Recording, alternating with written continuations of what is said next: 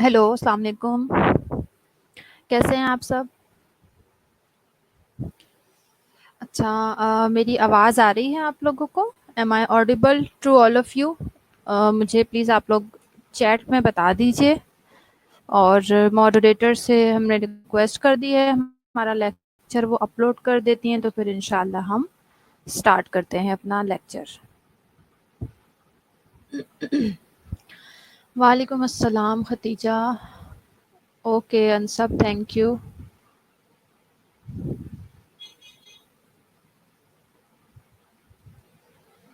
वालेकुम अस्सलाम गुल लाला।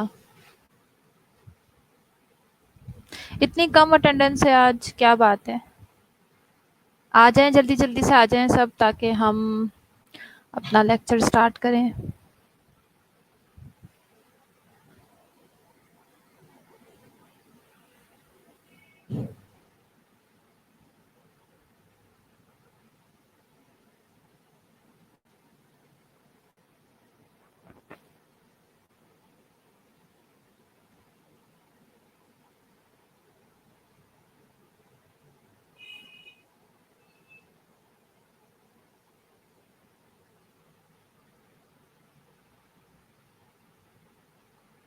कैसे हैं आप सब? ईद कैसी गुजरी आप सबकी?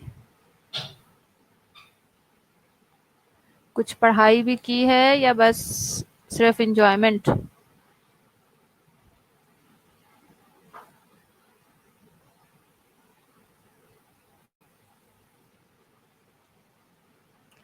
लास्ट वीक भी लेक्चर नहीं हो सका था हमारा, पब्लिक हॉलीडे की वजह से। जो हमने लास्ट लेक्चर में कंटिन्यू किया था, कॉन्फिडेंशियलिटी एंड इन्फॉर्म्ड कंसेंट, वही हम कंटिन्यू करेंगे अभी, उसी टॉपिक को। इंशाल्लाह वो कंप्लीट हो गया तो उसके बाद फिर हम, अगर टाइम हुआ हमारे पास, तो हम नेक्स्ट टॉपिक जो है उसे स्टार्ट कर लेंगे। वालेकुम अस्सलाम अरफा।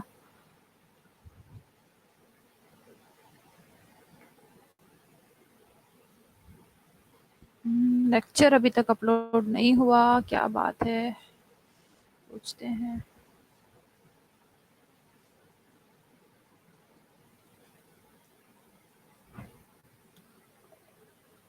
ओके जी, लेक्चर अपलोड हो गया है।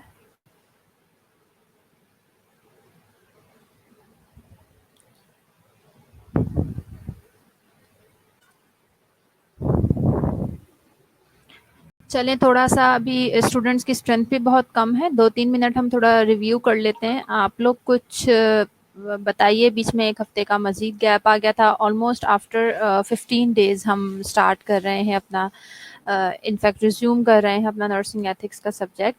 तो बताइए। हाँ, मैं ठीक हूँ सुमैया शाहिद, थैंक यू। क्या पढ़ा था हमने? थोड़ा सा ओवरव्यू हो जाए, थोड़ी सा इंटरैक्टिव सेशन होना चाहिए। ऑनलाइन लेक्चर्स हैं, आपको पता है, इंटरेक्शन ना हो तो बहुत बोरिंग हो जाता है, और मुझे भी फीडबैक नहीं मिल पाता। मुझे नहीं पता लग सकता इस तरह से कि आप लोग क्या लर्न कर रहे हैं। जो कुछ मैं आपको पढ़ा रही हूँ, क्या सिर्फ मैं ही पढ़ाती जा रही हूँ या फिर कुछ लर्निंग भी हो रही है? वालेकुम अस्सलाम सुमैया शाहिद। तो ज़रा मुझे थोड़े से, जो भी स्टूडेंट प्रेजेंट हैं, थोड़ा थोड़ा कमेंट करके, मैसेज करके मुझे बताइए कि अब तक हम नर्सिंग एथिक्स के सब्जेक्ट में क्या क्या चीज़ें पढ़ चुके हैं।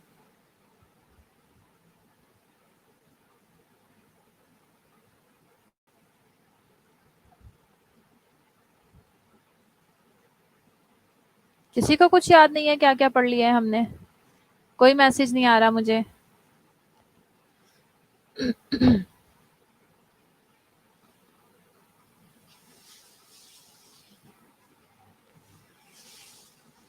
चलें, आप साथ साथ मैसेजेस कीजिए, मैं भी आपको थोड़ा सा रिव्यू करवा देती हूँ। शायद थोड़ा डिले हो रहा है मैसेजेस की वजह से। अब तकरीबन ऑलमोस्ट 5 मिनट होने वाले हैं हमारे लेक्चर को स्टार्ट हुए। जल्दी जल्दी से आ जाइए, मजीद मैं वेट नहीं कर सकती। नर्सिंग एथिक्स का सब्जेक्ट हमने स्टार्ट किया है, ऑलमोस्ट 2-3 लेक्चर्स हमारे हो चुके हैं। वालेकुम अस्सलाम मुसर्रत। उसमें हम इंट्रोडक्शन हमारा फर्स्ट हुआ था, हमने थोड़ा सा इंट्रोडक्शन लिया था, एथिक्स क्या होते हैं, नर्सिंग एथिक्स क्या होते हैं, इन चीज़ों को हमने थोड़ा सा डिस्कस किया था। बिल्कुल Khatija Abdullah, you are right. उसके बाद हमने प्रिंसिपल ऑफ एथिक्स पढ़ा था, उसमें हमने डिफरेंट एथिकल जो प्रिंसिपल्स हैं, वैसे तो ऑब्वियसली बहुत सारी चीज़ें हैं, लेकिन आपके कोर्स के कंटेंट के पॉइंट ऑफ व्यू से ही मैं आपको चीज़ें कवर करवाऊंगी। एक चीज़ आपको बहुत क्लियर कर दूं, शायद ये बात मैंने आपसे पहले नहीं क्लियर की, कि post RN BSN first year में जो नर्सिंग एथिक्स का सब्जेक्ट है, आप सबको पता है कि इंटरनल सब्जेक्ट है, उसका जो कंटेंट है वो काफ़ी कम है। बट मैंने ये ट्राई किया है कि जो चीज़ें एटलीस्ट हमारी नर्सिंग प्रैक्टिस में जो चीज़ें ज़रूर हमें पता होनी चाहिए बीइंग अ नर्स, कुछ एडिशनल चीज़ें मैंने हमारे कोर्स में इंक्लूड की हैं, और इंशाल्लाह हम टाइमली इन चीज़ों को होपफुली कवर कर लेंगे। प्रिंसिपल ऑफ एथिक्स आपको पढ़ाए थे, फिडेलिटी पढ़ा हमने, वेरासिटी पढ़ा, कॉन्फिडेंशियलिटी हमने पढ़ा, जिसे अब हम मज़ीद डिटेल में पढ़ेंगे। इसके साथ हमने आपको एथिकल थ्योरीज पढ़ाई थी कि व्हाट इज़ डियोंटोलॉजी थ्योरी कहती क्या है, what is virtue ethics theory, right ethics theory क्या होती है, डिफरेंट नर्सिंग थ्योरीज आपको हमने पढ़ाई। एक और अनाउंसमेंट है आप तमाम स्टूडेंट्स के लिए यहाँ पे, you all have to be prepare for your test. फिलहाल एक MCQs बेस्ड टेस्ट होगा आपका, और इस वक्त मैं आपको 2 टॉपिक्स दे रही हूँ। एक आपका इंट्रोडक्शन टू नर्सिंग एथिक्स है, और सेकंड आपका एथिकल प्रिंसिपल एंड थ्योरीज। इन दोनों को आपने अच्छे से प्रिपेयर करना है। इन दोनों से रिलेटेड MCQs बेस्ड टेस्ट होगा, और हो सकता है मैं कुछ SCQs भी ऐड ऑन कर दूं। आपका जो SLMS है, ELMS है, उसके ऊपर ही, शालामार लर्निंग मैनेजमेंट सिस्टम के ऊपर ही मैं आपका टेस्ट लूँगी। तो सब स्टूडेंट जो है इस टेस्ट के लिए प्रिपेयर रहें। मैं अनाउंसमेंट पोस्ट कर दूंगी LMS के ऊपर। होपफुली मंडे को टेस्ट हो आपका, सरप्राइज टेस्ट हो सकता है, मे बी मंडे को हो सकता है, या फिर उससे नेक्स्ट वीक में कोई भी डे डिसाइड हो सकता है फॉर टेस्ट। ठीक है, तो आप सब लोग जो है टेस्ट के लिए प्रिपेयर हो जाएं। और जिस किसी स्टूडेंट्स को कोई भी इशू हो रहा है रिगार्डिंग लेक्चर, तो प्लीज़ मुझे इस वक्त, मैंने आप लोग को बार बार ये बात समझाई है, मुझे इस वक्त व्हाट्सएप पे मैसेजेस मत किया करें, बिकॉज एट अ टाइम मैं दोनों चीज़ों पे फोकस नहीं कर सकती। मेरा इस वक्त लेक्चर के ऊपर फुल फोकस लेक्चर के ऊपर होना चाहिए। तो जिस किसी को जो भी इशू हो रहा है, आपके पास चैट अवेलेबल है, आप उसके ऊपर मुझे मैसेज कीजिए। कुछ स्टूडेंट का मैसेज आया है नो वॉइस, तो प्लीज़ अपना आप इंटरनेट कनेक्शन चेक कीजिए, बिकॉज बाकी स्टूडेंट्स को मेरी आवाज़ क्लियर है। तो अब हम स्टार्ट कर लेते हैं। लास्ट जो हमने पढ़ा था कॉन्फिडेंशियलिटी एंड इन्फॉर्म्ड कंसेंट, हमने लेक्चर स्टार्ट किया था अपना। क्या क्या चीज़ें हमने पढ़ ली थी, ऑब्जेक्टिव्स को हम थोड़ा सा रिवाइज कर लेते हैं ताकि आपको आइडिया हो जाए। हमने कॉन्फिडेंशियलिटी को डिफ़ाइन करना है, इम्पॉर्टेंट टर्म्स जो कॉन्फिडेंशियलिटी में इस्तेमाल हो सकती हैं, रिलेटेड टर्म्स, उन्हें हमने डिस्कस करना है, जो हम ऑलरेडी कर चुके हैं लास्ट लेक्चर में। Discuss the principles of confidentiality, discuss informed consent and its principles, enlist the types of informed consent, discuss the ethical and legal elements of informed consent, discuss barriers of effective informed consent, discuss the roles and responsibilities of a nurse in consent process, discuss the informed consent process, and discuss the importance of confidentiality and informed consent. वालेकुम अस्सलाम सना Chaudhary and वालेकुम अस्सलाम Misbah. Okay, क्या क्या चीज़ें पढ़ ली थी, confidentiality क्या होती है वो हमने आपके साथ डिस्कस किया था। सिंपल थोड़ा सा रिव्यू ले लेते हैं। क्या था कि कोई भी इंफॉर्मेशन रिगार्डिंग पेशेंट, उसको आपने किसी, कोई भी प्राइवेट इंफॉर्मेशन आपके पेशेंट की किसी के भी साथ आपने उसको शेयर नहीं करना। This is simply called confidentiality. उसके बाद रिलेटेड टर्म्स थी कुछ, इन्फॉर्म कंसेंट पढ़ा था हमने, इंडिस्क्रेशन के बारे में पढ़ा था, ब्रीच ऑफ कॉन्फिडेंशियलिटी के बारे में पढ़ा था। ठीक है जी। Then private, what does basically private mean, कि प्राइवेट इंफॉर्मेशन होती क्या है, प्रिविलेज्ड इंफॉर्मेशन क्या होती है वो हमने पढ़ी।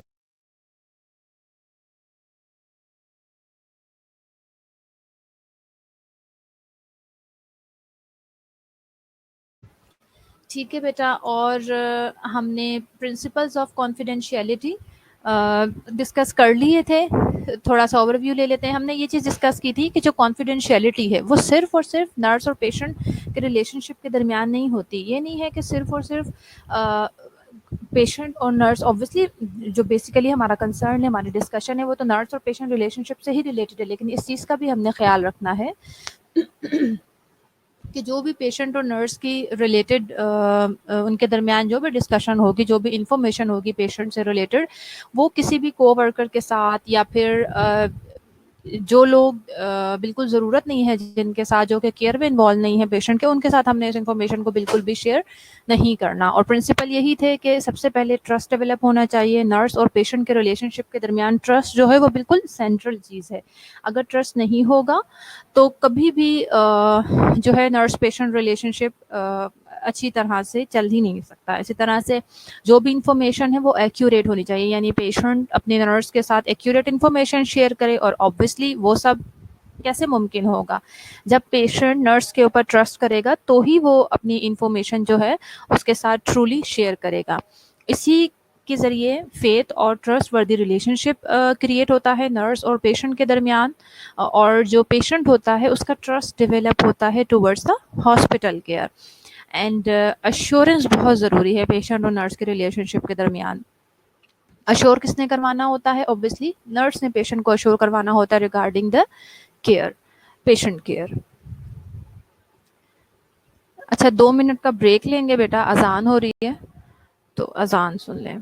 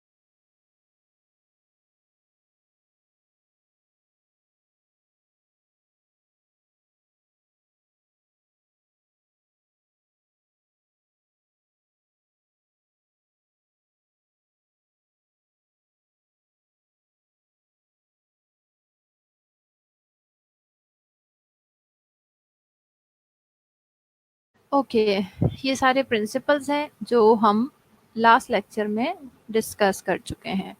आई थिंक हमने यहीं तक कवर किया था। Yes, exactly. अब हमने पढ़ना है इन्फॉर्म्ड कंसेंट। ठीक है, फर्स्ट ऑफ ऑल डेफिनेशन देख लेते हैं। It is defined as a legal document that include details of invasive procedure to be done on the patient and the risk and benefits of the procedure, and states that the content of the informed consent have been read and clearly understood by the patient before obtaining his or her signature with date and time. Inform consent जो है basically एक legal document है जिसके अंदर वो तमाम details मौजूद होती हैं किसी भी इन्वेसिव प्रोसीजर से रिलेटेड। कोई भी इन्वेसिव प्रोसीजर है, कोई सर्जरी है या कोई भी प्रोसीजर हमें पेशेंट के ऊपर परफॉर्म करना है, तो उससे रिलेटेड तमाम डिटेल मौजूद होती है, यानी उससे रिलेटेड तमाम रिस्क मौजूद होते हैं, उससे क्या क्या बेनिफिट पेशेंट को हो सकते हैं, कौन कौन से प्रोसीजर्स यानी जो प्रोसीजर इसमें क्या प्रोसीजर यूज़ किया जाएगा, वो सब इसमें कंटेंट मौजूद होता है। और इसके अलावा ये चीज़ बहुत ज़रूरी है कि वो जो भी डिटेल, जो भी इंफॉर्मेशन आपने उसके अंदर लिखी हुई है, that should be clearly understood by the patient, कि जो मरीज़ है उसको वो सारी चीज़ें क्लियरली समझ आनी चाहिए। इससे पहले मतलब सिर्फ और सिर्फ ये नहीं है कि आपने उसको जाके बस हाथ में पेपर पकड़ा दिया है, या पेशेंट है या उसका अटेंडेंट है, हर चीज़ उन्हें क्लियर होनी चाहिए इससे पहले कि वो उसके ऊपर सिग्नेचर करे। उसमें डेट और टाइम मेंशन होना चाहिए। Second definition, it is a permission obtained from the concerned patient in order to perform a specific test. It is a legal document that is clearly written and is and is read and understood by the patient with the patient's signature, date and time, along with the signature of a family member or spouse as a witness. ये चीज़ें self explanatory हैं, फिर भी कोई question, कोई query हो, आपको कोई चीज़ ना समझ आ रही हो, तो आप मुझसे साथ साथ पूछ सकते हैं। प्रिंसिपल है इन्फॉर्म्ड कंसेंट के। There are 6 important principles that define informed consent. यानी कुछ प्रिंसिपल्स हैं जिनके बगैर इन्फॉर्म्ड कंसेंट अनकम्प्लीट होता है, या जो बेस्ट इन्फॉर्म्ड कंसेंट को डिफाइन करते हैं। क्या क्या है वो? Competence to understand and to decide the matter, voluntary decision making. अच्छा, एक एक करके थोड़ा सा देख लेते हैं, डिस्कस कर लेते हैं। कॉम्पिटेंस होनी चाहिए अंडरस्टैंडिंग की, and to decide the matter, यानी whether we are taking consent from the patient और फ्रॉम द पेशेंट्स अटेंडेंट, उसके अंदर इतनी कॉम्पिटेंसी होनी चाहिए कि वो सिचुएशन को अंडरस्टैंड कर सके। और जो भी मैटर है, एक तो आपको जैसे पहले बताया कि जो भी कंटेंट उसके अंदर मौजूद है वो सारा अंडरस्टैंडिंग होनी चाहिए पेशेंट की, या फिर पेशेंट के कोई रिलेटिव हैं वो आपको कंसेंट दे रहे हैं, तो उनकी अंडरस्टैंडिंग होना बहुत ज़रूरी है। और पूरा मैटर, जो भी चीज़ें इन्वॉल्व हैं उसमें, उस पूरे मैटर के अंदर उन्हें, उनके अंदर डिसीजन मेकिंग की पावर होनी चाहिए, उस मैटर से रिलेटेड वो डिसाइड कर सकें। Then voluntary decision making by the person who gives consent. जो भी शख्स कंसेंट दे रहा है, being a nurse, being a health care provider, okay, it's your responsibility. बहुत ज़रूरी है और अच्छी बात है कि आप सारी सिचुएशन क्लियर करें अपने पेशेंट को, बट जो कंसेंट है it should B voluntary decision making.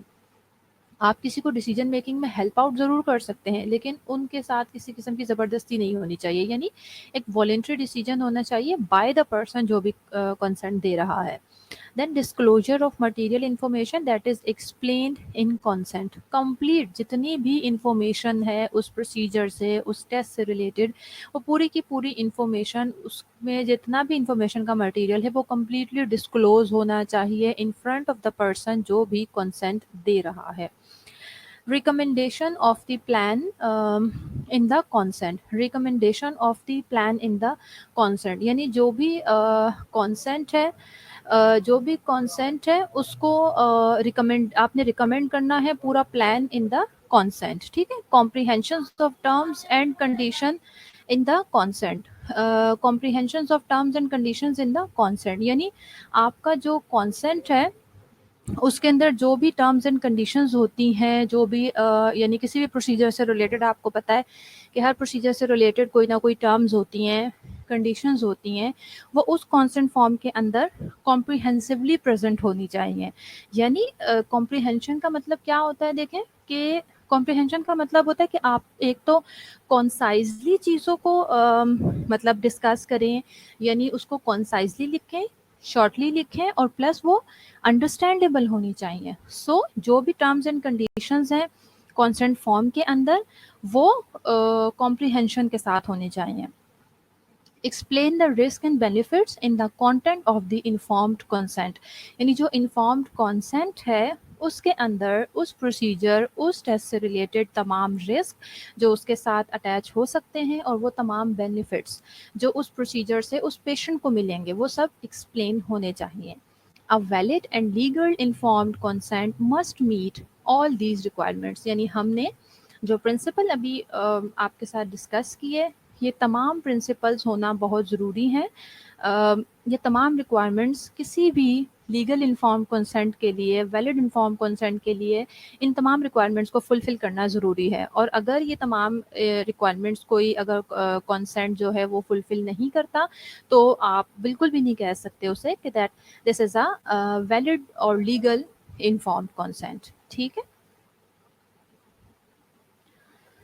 Okay, clear हो रहा है बेटा? मुझे प्लीज़ थोड़ा सा फीडबैक दीजिए साथ साथ। आवाज़ क्लियर है मेरी? कोई इशू तो नहीं हो रहा किसी को? और जो पढ़ा रहे हैं, समझा रहे हैं, सबको क्लियर हो रहा है? देन नेक्स्ट हमारा जो उसको हमें डिस्कस करना है, that is types of informed consent. जो इन्फॉर्म्ड कंसेंट होते हैं that might be oral consent और it may be a written consent. Oral consent क्या होता है कि जैसे देखें ऑब्वियसली हम किसी भी पेशेंट के साथ कोई प्रोसीजर करना होता है तो ऐसा तो नहीं होता ना, या इवन सर्जरी भी है तो ऐसा तो नहीं होता कि हमने जाके पेशेंट के पास ले जाके पेपर लेके खड़े हो जाते हैं कि भाई ये आपके मरीज़ की हमने सर्जरी करनी है, इसके ऊपर दस्तखत कर दें। ऐसा नहीं होता। ऑब्वियसली हमारी जो भी पहले डिस्कशन होती है, वेदर सर्जन आए हैं वो राउंड करके जाते हैं, कंसल्टेंट आए हैं वो राउंड करके जाते हैं, उसके बाद वो राउंड करने के बाद वो उसी टाइम डिस्कशन होती है पेशेंट के अटेंडेंट्स के साथ, आप उनसे विलिंगनेस लेते हैं, वेदर नर्सेज इन्वॉल्व हैं, डॉक्टर्स इन्वॉल्व हैं, कोई भी हेल्थ केयर प्रोवाइडर इन्वॉल्व है इस प्रोसीजर में। तो ये जो एक इनफॉर्मल सी डिस्कशन हो रही होती है और ऑब्वियसली उसमें अलाउ करते हैं पेशेंट या पेशेंट के अटेंडेंट अलाउ करते हैं उस प्रोसीजर के लिए, सर्जरी के लिए, तो this is simply called oral consent. यानी आपने एक इनफॉर्मल सी डिस्कशन की, उसमें आपने अलाउ किया, this is called simple oral consent. And oral consent follows written consent, यानी ओरल कॉन्सेंट होने के बाद ही हम रिटन कॉन्सेंट की तरफ जाते हैं। अदीला, स्लाइड्स जो हैं बेटा आज नहीं तो इंशाल्लाह कल वो आपको शो हो जाएंगी, बिकॉज अभी लेक्चर ही पूरा नहीं हुआ था, इस वजह से आपको शो नहीं हो रही होंगी। आज इंशाल्लाह ये लेक्चर कंप्लीट हो जाएगा तो आज नहीं तो कल इंशाल्लाह ज़रूर आपको वो एलएमएस के ऊपर मेरी स्लाइड्स इस लेक्चर की शो होंगी, ठीक है।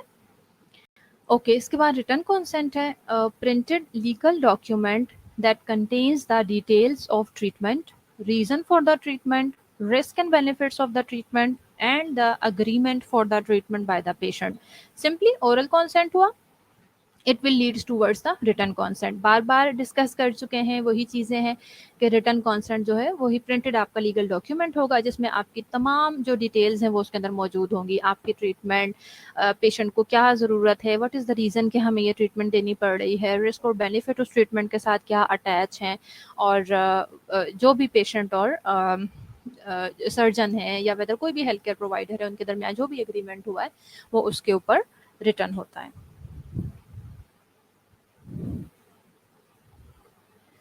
ओके, अच्छा, ये थोड़ा सा अब हमने एथिकल और लीगल एलिमेंट्स पढ़ने हैं, प्रिंसिपल्स हमने आपको पढ़ा दिए, अब हम थोड़ा सा एलिमेंट्स को डिस्कस करें। देखें, एलिमेंट्स भी बहुत ज़रूरी हैं किसी भी चीज़ के लिए। आप सिंपल एक छोटे से एग्जांपल मैं आपको यहाँ पे दूंगी कि जिस तरह से हम केमिस्ट्री पढ़ते हैं, आपको पता है कि हमारी जो लाइफ है, हर हम सब की लाइफ के अंदर या इवन हमारी लाइफ में हमारे आसपास जितनी भी चीज़ें मौजूद हैं, हर चीज़ के अंदर एलिमेंट्स मौजूद हैं, कुछ डिफरेंट एलिमेंट्स हैं जो मिलके किसी एक चीज़ को प्रोड्यूस कर रहे होते हैं। तो इसी तरह से बिल्कुल हमारा जो इन्फॉर्म्ड कॉन्सेंट है उसके कुछ एथिकल और लीगल कंबाइन करके मैंने एलिमेंट्स यहाँ पे लिखे हैं, जिन्हें हम एक एक करके डिस्कस कर लेते हैं। फर्स्ट ऑफ ऑल है इंफॉर्मेशन, चीज़ें वही हैं। इंफॉर्मेशन, इंफॉर्मेशन मीन्स कि आपका जो इन्फॉर्म कॉन्सेंट है उसके अंदर जो भी कंटेंट मौजूद है, कंटेंट में आपने क्या लिखा हुआ है, जाहिर है कंटेंट में आप वो तमाम इंफॉर्मेशन ही लिखते हैं ना जो पेशेंट से रिलेटेड होती है, पेशेंट से रिलेटेड आपने वेदर उसकी सर्जरी है, उसका कोई ट्रीटमेंट है, वही चीज़ें बार बार, रिस्क है, बेनिफिट है, ये सारी चीज़ें क्या हैं, ये सारा जो रिटन कॉन्सेंट होता है in the informed consent, that is basically the information about the patient.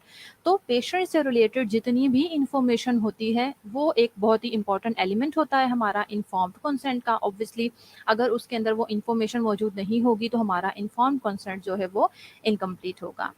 उसके बाद consent by the parents if patient is child. Obviously अगर पेशेंट जो है वो चिल्ड्रन है, हमारे पेशेंट्स जो है चिल्ड्रन भी हमारे पास ज़ाहिर पेशेंट्स होते हैं, बच्चे हैं, एडल्ट नहीं हैं, और प्लस समटाइम ऐसा भी होता है, ज़रूरी नहीं है कि हमें बच्चों के लिए ही किसी और से कंसेंट साइन करवाना पड़ता है। समटाइम ऐसा भी होता है कि हमारे पास जो कोई मेंटली रिटार्डेड हो सकते हैं पेशेंट, तो इस तरह की सिचुएशंस में जैसे बच्चे हैं उनके पेरेंट्स से हम इन्फॉर्म कंसेंट साइन करवाते हैं, या कोई भी और इशू है मेंटली रिटार्डेड कोई अगर हमारा पेशेंट है तो उसके लिए भी हम अपने जो उसके रिलेटिव्स होते हैं उनसे इन्फॉर्म कंसेंट साइन करवाते हैं। So this is also an important element of inform consent के जो भी पेशेंट है, अगर वो चाइल्ड है तो उसके हमने पेरेंट्स से इन्फॉर्म कंसेंट साइन करवाना है। उसके बाद पोटेंशियल रिस्क बहुत ज़रूरी है, कुछ चीज़ें तो बहुत क्लियर होती हैं जो हमें नज़र आ रही होती है। देखिए किसी भी प्रोसीजर को परफॉर्म करने के लिए कोई सर्जरी है,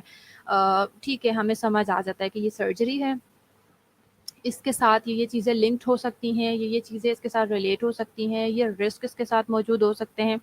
तो वो सारी चीज़ें तो क्लियर हो गई, आप अपने पेशेंट को बता देते हैं, पेशेंट के अटेंडेंट को बता देते हैं, वो चीज़ें तो हमें समझ आ गई। लेकिन कुछ पोटेंशियल रिस्क भी हो सकते हैं, जिसमें एक एग्जांपल होती है, सबसे ज़्यादा जो कॉमन एग्जांपल है वो एनेस्थीसिया है। समटाइम ऐसा होता है कि सिंपल अपेंडिसेक्टमी हम पेशेंट की परफॉर्म कर रहे होते हैं। मैंने इस तरह के केसेस देखे हैं कि in simple appendectomy patient was expired. क्यों? Due to anaesthesia. Obviously this is the lacking. इस बहस में या फिर इस चीज़ की तरफ मैं नहीं जाऊंगी कि व्हाट वाज द लैकिंग, कि बेसिकली ज़ाहिर है एनेस्थीसिया कोई इतनी छोटी चीज़ नहीं है। आपको पता है, पूरा प्री एनेस्थीसिया होता है पेशेंट का। उसके बाद जो पेशेंट को एनेस्थीसिया की मेडिसिन दी जाती हैं, वो पेशेंट की फिजिक, पेशेंट का वेट, पेशेंट की एज, इन सारी चीज़ों से को बिल्कुल ध्यान में रखते हुए हम पेशेंट को मेडिसिन देते हैं। But this is a potential risk. Usually एक अपेंडिसेक्टमी हो रही है, उसके साथ ये रिस्क मौजूद नहीं है कि पेशेंट में डाई, बट एक पोटेंशियल रिस्क मौजूद है, दैट इज एनेस्थीसिया। तो किसी भी प्रोसीजर से रिलेटेड जो भी पोटेंशियल रिस्क होते हैं, उन्हें भी आपने ज़रूर पेशेंट को, यानी उस इन्फॉर्म कंसेंट के अंदर लिखना है और पेशेंट के साथ डिस्कस करना, उसे क्लियर बताना है। Next one is clear understanding.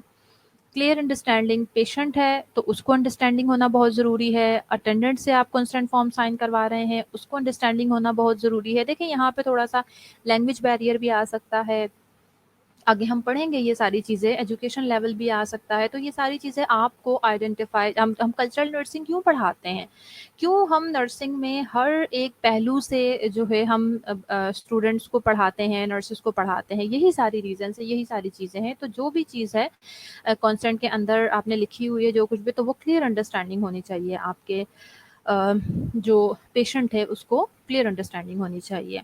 Then given by mentally competent adult. देखिए, यहाँ पे दोनों वर्ड यूज हो गए हैं जो मैंने आपसे भी थोड़ी देर पहले डिस्कस किया था कि this is also an important element, कि जो आपका इन्फॉर्म्ड कंसेंट है, it should be given by, it should be signed by mentally competent and adult one. यानी अगर चिल्ड्रन है तो ऑब्वियसली ही और she is, if there is a child, he और she is not an adult, तो obviously किसी adult से हमने कंसेंट फॉर्म साइन करवाना है।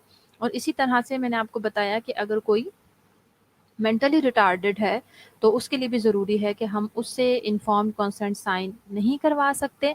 मेंटली कॉम्पिटेंट एडल्ट का सिग्नेचर करना या फिर कंसेंट देना ज़रूरी है।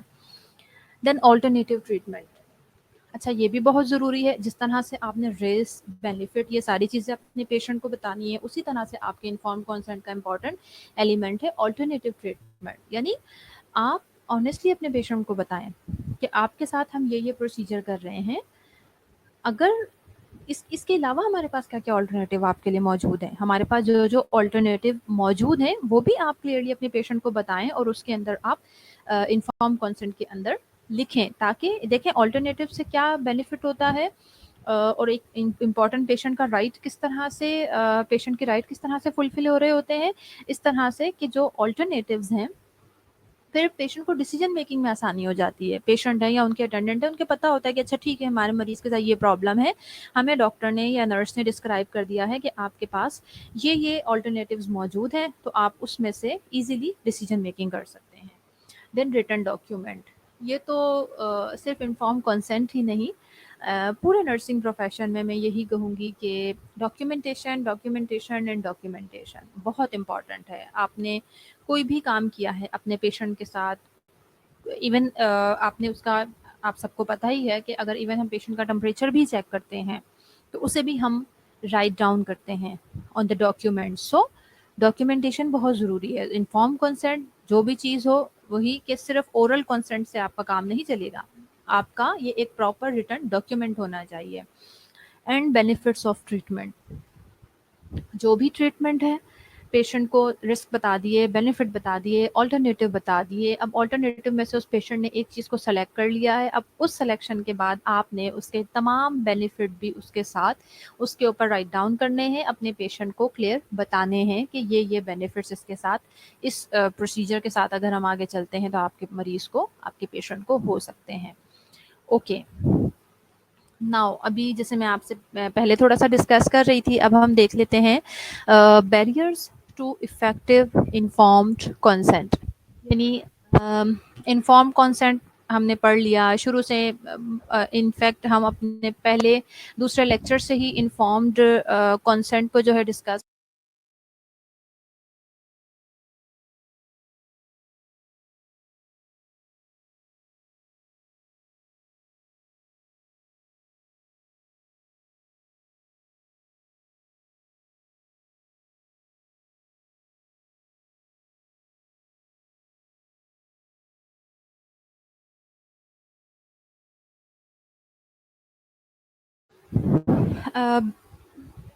इन्फॉर्म कॉन्सेंट हम शुरू से पढ़ रहे हैं, जितने भी हमारे लेक्चर्स अब तक गुजरे हैं उन सब में हम इन्फॉर्म कॉन्सेंट को कहीं ना कहीं हमने एथिकल प्रिंसिपल्स पढ़े, एथिकल थ्योरीज पढ़ी, उस सब में हम कहीं ना कहीं चीज़ों को इसको डिस्कस करते रहे हैं। अब हम देख लेते हैं थोड़ा सा बैरियर्स देख लेते हैं अपने किसी भी इफेक्टिव या अच्छे इन्फॉर्म कॉन्सेंट के साथ कौन कौन से बैरियर्स हो सकते हैं। ऑब्वियसली जब हमें वो बैरियर्स सारे पता होंगे तो ही हम उन बैरियर्स को दूर कर सकेंगे, और जब हम उन बैरियर्स को दूर कर देंगे तो ही हमारा जो इन्फॉर्म्ड कंसेंट है वो इफेक्टिव होगा। तो इसलिए सबसे पहले हम ये देख लेते हैं कि क्या क्या बैरियर्स हैं हमारे इन्फॉर्म्ड कंसेंट को।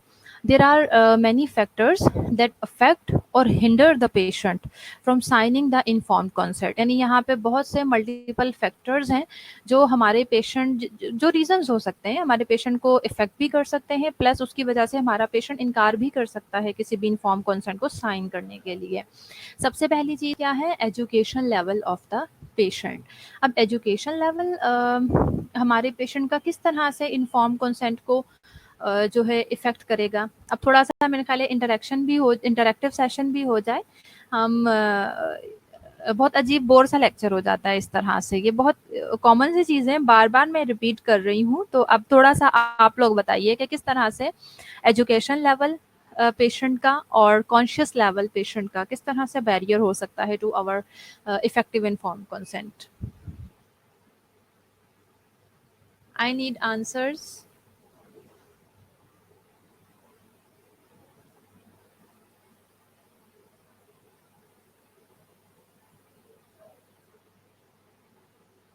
क्या बात है, आज लेक्चर में सो रहे हैं सब? मज़ा नहीं आ रहा लेक्चर का? अंडरस्टैंडिंग नहीं हो रही?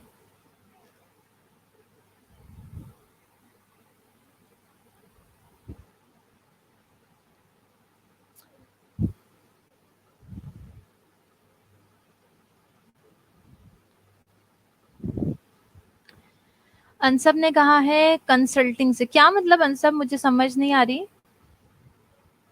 क्लियर करें थोड़ा सा। हाँ खतीजा बेटा, मैंने क्वेश्चन ये किया है कि इफेक्ट हम बैरियर पढ़ रहे हैं टू इफेक्टिव इन्फॉर्म्ड कंसेंट। तो मुझे ये बताइए कि एजुकेशन लेवल किसी भी पेशेंट का और कॉन्शियस लेवल पेशेंट का किस तरह से बैरियर हो सकता है हमारे इन्फॉर्म्ड कंसेंट को, या फिर हमारे इन्फॉर्म्ड कंसेंट की इफेक्टिवनेस को किस तरह से बैरियर हो सकता है, ये क्वेश्चन है मेरा खदीजा। अच्छा, गुले लाला ने क्या जवाब दिया है? जैसे हम कोई टर्म यूज करते हैं वो पेशेंट को पता ही नहीं होती। यस यू आर राइट गुले लाला। अनसब ने कहा है काउंसलिंग से। काउंसलिंग से, हाँ यू आर राइट। आपने बिल्कुल, आप मेरा क्वेश्चन नहीं समझे शायद अनसब। आपने, मैंने आपसे ये सवाल किया है कि एजुकेशन लेवल पेशेंट का और कॉन्शियस लेवल पेशेंट का, how these two points can be a barrier to effective informed consent। आपने मुझे जवाब दिया है दूसरे क्वेश्चन का कि हम काउंसलिंग कर सकते हैं पेशेंट की, जिससे हम इन बैरियर्स को रिकवर कर सकते हैं। ये आपका जवाब बिल्कुल ठीक है। सुमैया शाहिद, जारगॉन्स, एग्जैक्टली हम जो जारगॉन्स यूज करते हैं। Aqsa, no responsive means patient के बारे में कहना चाह रही हैं अच्छा आप, कि पेशेंट रिस्पॉन्ड नहीं करते हैं हमें। तो you are right. Hira Zulfiqar ma'am, sometime हम कॉन्सेंट लेते वक्त कुछ ऐसे वर्ड यूज करते हैं जो पेशेंट को क्लियरली अंडरस्टैंड नहीं होते। Jennifer, medical term uneducated person को नहीं आती। You both are right. Umera, अगर पेशेंट क्वालिफाइड नहीं है तो साइड इफेक्ट सुन के भी कॉन्सेंट साइन नहीं करेगा। Exactly you are right. Nudrat, जब हम कोई यूज करते हैं word, yes Nudrat. Adeela, if patient unconscious है तो भी हम, हाँ ठीक है बिल्कुल, आप लोग आंसर देते जाइए। इंटरैक्टिव सेशन होता है तो देखें मुझे भी पता लगता है कि आप लोगों की कुछ अंडरस्टैंडिंग हो रही है। तो साथ-साथ अनलकीली हमें ऑनलाइन पढ़ना पड़ रहा है, तो साथ-साथ आप लोग भी थोड़ा-सा इंटरैक्ट किया करें। गुले लाला मतलब अगर हम ये बताएँगे कि आपको एनेस्थीसिया दिया जाएगा, बिल्कुल, बिल्कुल। ठीक है, आप लोग मैसेजेस मुझे करते रहिए, मैं इसकी भी डिस्कशन स्टार्ट करती हूँ। अच्छा, बिल्कुल ठीक कहा आप सबने कि education level of the patient. सबसे पहले एजुकेशन लेवल मरीज़ का। सुंदर यू आर राइट।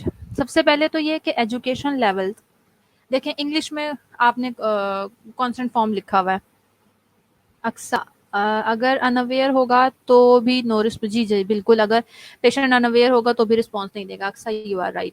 देखिए सबसे पहले पेशेंट का एजुकेशन लेवल, अगर इंग्लिश में कॉन्स्टेंट फॉर्म लिखा हुआ है, मुझे बताएं एक पेशेंट पढ़ा लिखा नहीं है, उसका एजुकेशन लेवल इतना ज़्यादा नहीं है, लाइक वो उसने मैट्रिक भी क्लियर नहीं किया हुआ, वो तो नहीं समझ सकता ना उसको। तो एजुकेशन लेवल मैटर कर रहा है यहाँ पे। वो जो इंग्लिश लिखी हुई है उसे वो अंडरस्टैंड ही नहीं कर पाएगा, तो वो या तो बिल्कुल डम्ब होके कि ठीक है जी, इस तरह के भी लोग हमारी सोसाइटी में हमारे इर्द गिर्द मौजूद हैं, आपको पता है, वो बिल्कुल डम्ब होके कह देते अच्छा यार ठीक है, नर्स है या पेशेंट है, सॉरी नर्स हैं या डॉक्टर हैं, तो ये हमारे ही भले के लिए कर रहे होंगे, तो ठीक है हम साइन कर देते हैं। बट यहाँ पे देखें आपके पेशेंट के राइट्स स्पॉइल हो रहे हैं, आपके पेशेंट के राइट्स फुलफिल नहीं हो रहे हैं। This is not the right way.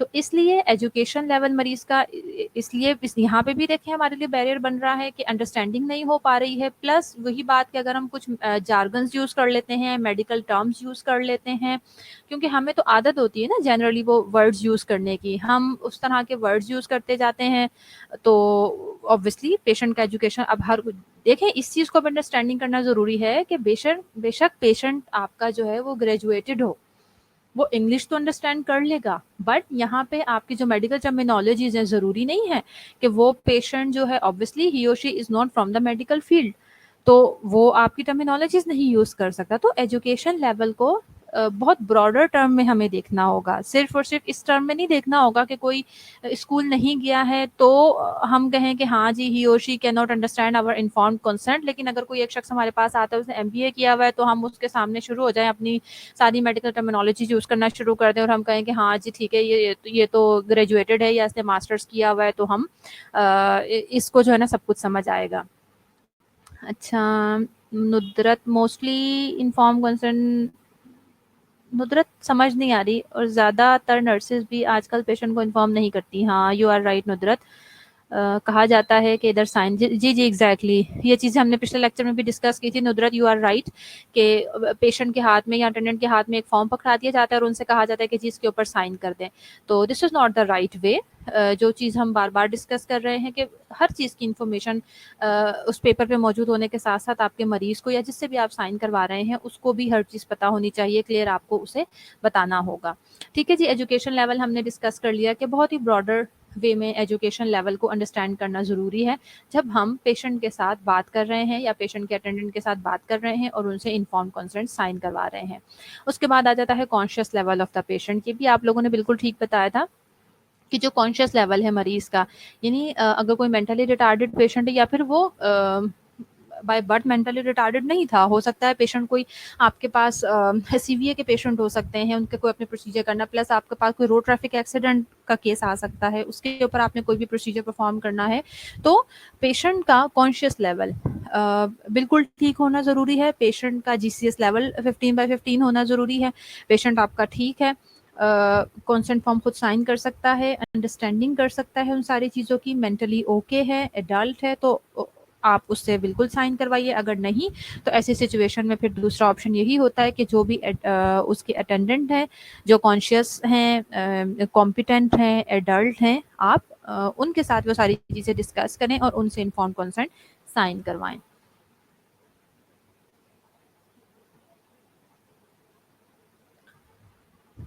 चले जी, mental status of patient, religious belief और लैंग्वेज। चलें अब मुझे इन तीनों पॉइंट्स के ऊपर आपके व्यूज़ चाहिए।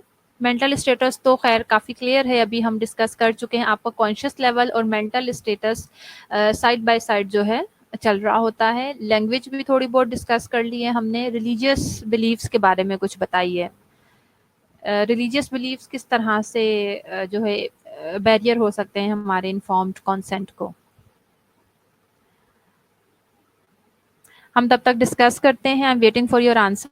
मेंटल स्टेटस ऑफ पेशेंट, देखिए आपको मैंने पीछे बताया कि कॉन्शियस, एक तो कॉन्शियस लेवल होता है, दूसरा हो गया मेंटल स्टेटस। जैसे कोई साइकोलॉजिकल कोई पेशेंट हो सकते हैं हमारे पास, जैसे कोई डिप्रेशन का मरीज हो सकता है, या फिर कोई मेंटली रिटार्डेड हो सकता है। कुछ ऐसा होता है कि बाय बर्थ बच्चे मेंटली रिटार्डेड होते हैं, तो इवन वो एडल्ट भी हो जाते हैं तो भी ज़ाहिर है उनका मेंटल स्टेटस उसी तरह होता है। तो ये सारी चीज़ें बहुत ज़रूरी हैं, मेंटल स्टेटस पेशेंट का आपको पता होना चाहिए। ठीक है, कॉम्पिटेंट एडल्ट है, आप उससे साइन करवाइए, अदरवाइज आप उनके अटेंडेंस से साइन करवाएंगे। अ, अच्छा, नुदरत ने जवाब दिया है कि पठान नहीं करवाते मेल डॉक्टर को चेक।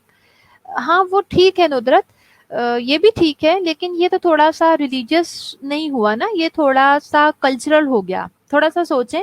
और प्लस चेकअप की बात नहीं हो रही यहाँ, इन्फॉर्म्ड कंसेंट की बात हो रही है कि इन्फॉर्म्ड कंसेंट के लिए रिलीजियस बिलीव्स किस तरह से बैरियर हो सकते हैं। सोचें थोड़ा सा और मुझे जवाब दें। जेनिफर ने कहा है पठान के अलावा भी कुछ लोग नहीं पसंद करते मेल डॉक्टर को चेक करवाना। गुले लाला ने कहा है मैम, जैसे कुछ पेशेंट्स होते हैं जो कहते हैं कि हम दम दुरूद से सही हो जाएंगे, हमारे पेशेंट को कुछ नहीं है, बस साया वगैरह है। हाँ गुले लाला, आपका पॉइंट काफ़ी वैलिड है। और सोचें थोड़ा सा और मुझे जवाब दें। ओके, लैंग्वेज पीछे हम डिस्कस कर चुके हैं लास्ट स्लाइड में। उसी तरह डिफरेंट लैंग्वेजेस हैं। देखें, एक तो ये हमने यहाँ पे अपने पाकिस्तानी कम्युनिटी के हवाले से हमने बात कर लिया कि हमारे जो डॉक्यूमेंट्स होते हैं मोस्टली इंग्लिश में होते हैं, सबको इंग्लिश समझ नहीं आती, लेकिन उसके अलावा भी लैंग्वेज बैरियर है। कुछ ऐसे कंट्रीज़ हैं जहाँ पे सिर्फ हम ही नहीं हैं, बहुत से ऐसे कंट्रीज़ हैं जहाँ स्पेनिश हो गए, चाइनीज़ हो गए, बहुत से लोगों को इंग्लिश नहीं आती, और उनके यहाँ क्या प्रैक्टिस है कि उनकी अपनी ही जो लैंग्वेज है उसमें ही चीज़ों को प्रैक्टिस किया जाता है, और ये बहुत अच्छी बात है। तो इसी तरह है कि कोई भी लैंग्वेज बैरियर हो सकता है, आपके इवन ओरल कन्वर्सेशन में भी हो सकता है और आपके रिटर्न कन्वर्सेशन में भी हो सकता है। Language it can be a big barrier for informed consent. अच्छा, अदीला ने कहा है some people don't want operation और delivery from male. Gule Lala थोड़ा जो है ना पहुंच गई हैं, पॉइंट उन्होंने काफ़ी बताया, बाकी बच्चे थोड़ा सा नहीं अंडरस्टैंड कर पा रहे। चलें, रिलीजियस बिलीफ मैं आपको बता देती हूँ। रिलीजियस बिलीफ में जो है बिल्कुल ऐसा ही है कि कुछ लोग इस तरह की बातें करते हैं कि नहीं जी हमारे पेशेंट को साया है, हम दम, जैसे गुले लाला ने कहा जी हाँ हम दम दरूद करवा लेंगे। मैं आपसे लास्ट लेक्चर्स में भी कई दफ़ा हमने ये बात डिस्कस की, मैं अभी भी आपसे बार बार डिस्कस कर रही हूँ कि हम स्टूडेंट्स को, नर्सेस को कल्चरल नर्सिंग इसीलिए पढ़ाते हैं कि हम, और प्लस रिलीजियस बिलीव्स भी इसीलिए पढ़ाए जाते हैं कि पेशेंट जो हैं आपके पास डिफरेंट कल्चर से आ रहे होते हैं, डिफरेंट बिलीव्स के साथ आ रहे होते हैं। आप किसी को भी डिनाई नहीं कर सकते, किसी के भी बिलीव्स को डिनाई नहीं कर सकते, इट्स नॉट योर राइट। तो सिंपली हमने रिस्पेक्ट करना है हर एक रिलीजियस बिलीफ को, तो ये उनका बिलीफ है, हम उसे कुछ भी नहीं कर सकते। अच्छा, अक्सा ने क्या जवाब दिया है, पेशेंट को अपने बिलीव्स होते हैं कि हम अपने religion related person like Maulana and से रूहानी इलाज करवाना है, अंग्रेजी दवाइयाँ इस्तेमाल नहीं करनी। जी Aqsa, you are right. Yes Ansab, you are right. कुछ पेशेंट्स का बिलीव होता है ट्रस्ट और कस्टम्स के ऊपर, बिल्कुल। अच्छा, थोड़ा सा मैं आपको जो पॉइंट क्लियर करना चाह रही हूँ मैं कर दूँ। थोड़ा सा रिलीजियस बिलीफ में यहाँ पे ये भी आता है कि जो इन्फॉर्म कंसेंट जिस टाइम साइन करवाना होता है, तो कुछ लोग ऐसे भी बिलीव्स होते हैं रिलीजियस पॉइंट ऑफ व्यू से, वो कहते हैं कि जी ठीक है ये प्रोसीजर तो करना है, ये काम तो करना है, इसके साथ जो रिस्क हैं, बेनिफिट्स हैं, हर चीज़ आपने हमें बता दी है। लेकिन ऑब्वियसली आपको पता है हर शख्स अपने मरीज़ के लिए अच्छी चीज़ें चाहता है। आई मीन जो आपने उसको बेनिफिट्स बताए होते हैं, हर शख्स ये चाहता है कि उसको वो तमाम के तमाम बेनिफिट्स तो मिले, लेकिन उससे रिलेटेड जो रिस्क बताए हैं उसमें से किसी भी किस्म का नुकसान उसके मरीज़ को ना हो। तो समटाइम लोग इस तरह से भी कहते हैं कि मतलब आपका जो पूरा दिन होता है उसमें डिफरेंट टाइमिंग्स होती हैं। कहते हैं कि जी हाँ सुबह के टाइम अर्ली मॉर्निंग हम ये काम करेंगे, या फिर ये कंसर्न फॉर्म लाइक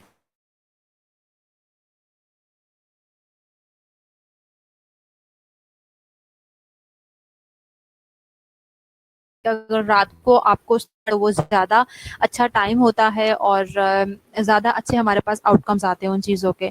तो ऐसी सिचुएशंस भी होती हैं कि आपका एक पूरा 24 आवर्स का टाइम स्पैन है, उसमें डिफरेंट टाइमिंग पे लोग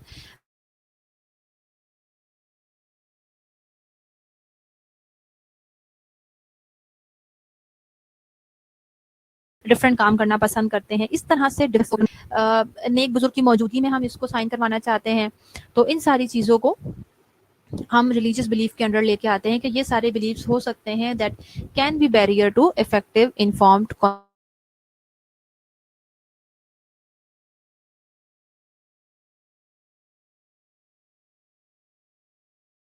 कंसेंट। कल्चर और एज तो बहुत क्लियर है। Now I want answers for disability of the patient. किस तरह से disability can be a barrier to effective informed consent.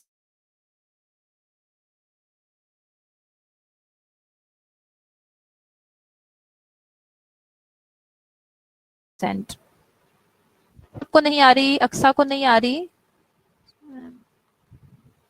Yes Kulelala, you are right कि वो डेट भी खुद सेलेक्ट करेंगे कि उनको होगा कि इस तारीख पर या इस टाइम पर ऑपरेशन होगा, तो वो ज़्यादा इफेक्टिव रहेगा हमारे लिए या हमारे पेशेंट के लिए।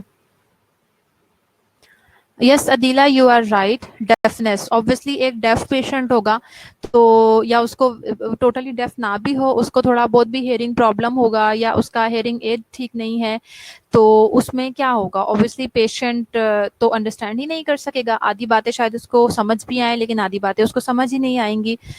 You are right. और प्लस ये कि Hira Zulfiqar, you are also right बेटा कि ब्लाइंड पेशेंट, एक पेशेंट है ब्लाइंड है, उसको आप इन्फॉर्म कंसेंट कैसे उससे साइन करवा सकते हैं, उसे तो कुछ नज़र नहीं आ रहा।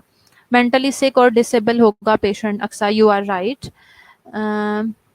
Sundas, you are right, patient वैसे ही फिजिकली डिसेबल हो सकता है, कॉन्सेंट नहीं दे सकता। और yes you are right Jennifer, blind person. बिल्कुल यही सारी चीज़ें बेटा कि डिसेबिलिटी ऑफ द पेशेंट, कि जो आपका मरीज़ है उसकी डिसेबिलिटी, यानी वो ब्लाइंड हो सकता है, वो डेफ हो सकता है, ऐसे सिचुएशन में जो है वो कॉन्सेंट फॉर्म साइन नहीं कर सकता, क्योंकि उसको अंडरस्टैंडिंग ही नहीं होगी। आप उसको कुछ बताते रहें, वो सुन नहीं सकेगा, या आपने उसको सिर्फ बताना ही तो नहीं है ना, आपने उसके हाथ में कॉन्सेंट फॉर्म देना है, वो खुद पढ़े, उसे अंडरस्टैंड करे, उसके बाद वो डिसीजन मेकिंग करे और उसके बाद वो उसके ऊपर सिग्नेचर करेगा। तो ये सारी चीज़ें डिसेबल पेशेंट के लिए अनेबल हो जाता है कि वो एक कॉन्सेंट फॉर्म को साइन कर सके। और एज हम पहले ही डिस्कस कर चुके हैं, बच्चे हैं, चिल्ड्रन हैं, तो ऑब्वियसली वो कॉन्सेंट फॉर्म साइन नहीं कर सकते। इसके अलावा बूढ़े लोग भी, अगर बहुत ज़्यादा एज के हमारे पास ओल्डर एडल्ट्स आ जाते हैं, उनके साथ क्या प्रॉब्लम्स हो सकती हैं। देखें, एंग्जाइटी का पेशेंट हो सकता है, एक तो ऑलरेडी वो एंग्जाइटी का पेशेंट था। गुले लाला, यस यू आर राइट बेटा, मेंटली रिटार्डेड हो सकता है।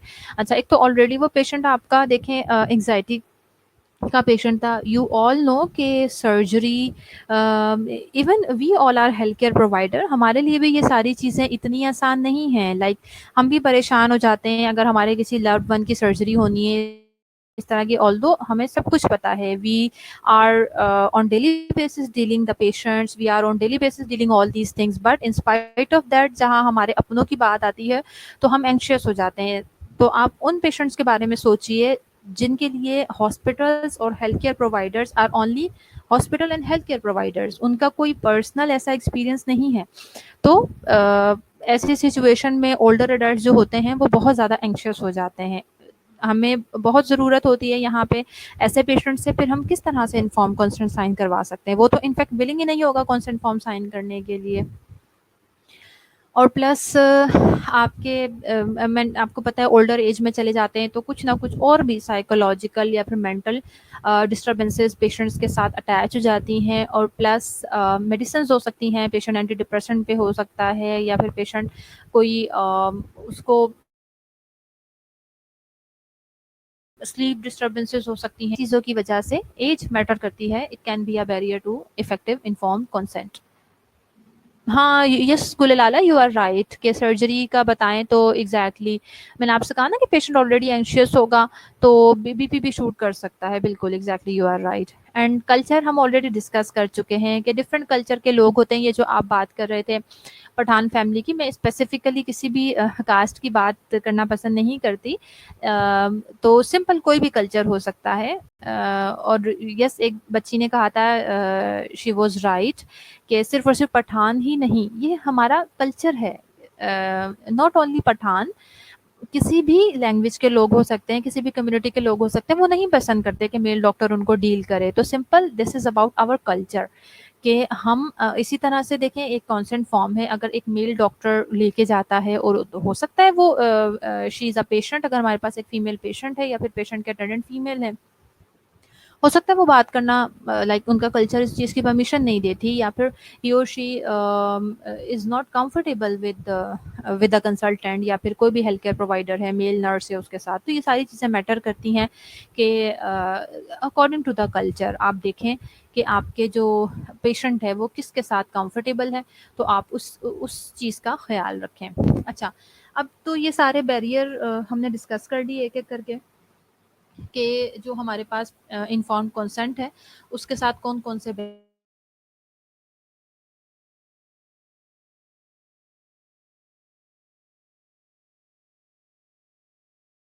बैरियर्स अटैच हैं। ये हमारा काम था कि हमने इसको आइडेंटिफाई कर लिया है।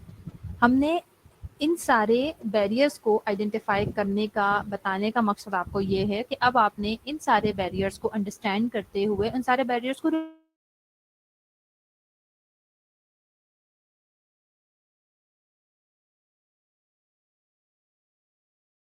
रिमूव करते जाए। पेशेंट आपके पास बिलोंग करता है, ये किसी मेल के साथ कंफर्टेबल होगा हेल्थ केयर प्रोवाइडर के साथ, या फिर किसी फीमेल हेल्थ केयर प्रोवाइडर के साथ कंफर्टेबल होगा। पेशेंट को कोई डिसेबिलिटी तो नहीं है, कोई मेंटली प्रॉब्लम तो नहीं है, पेशेंट की एज क्या है, इन सारी चीज़ों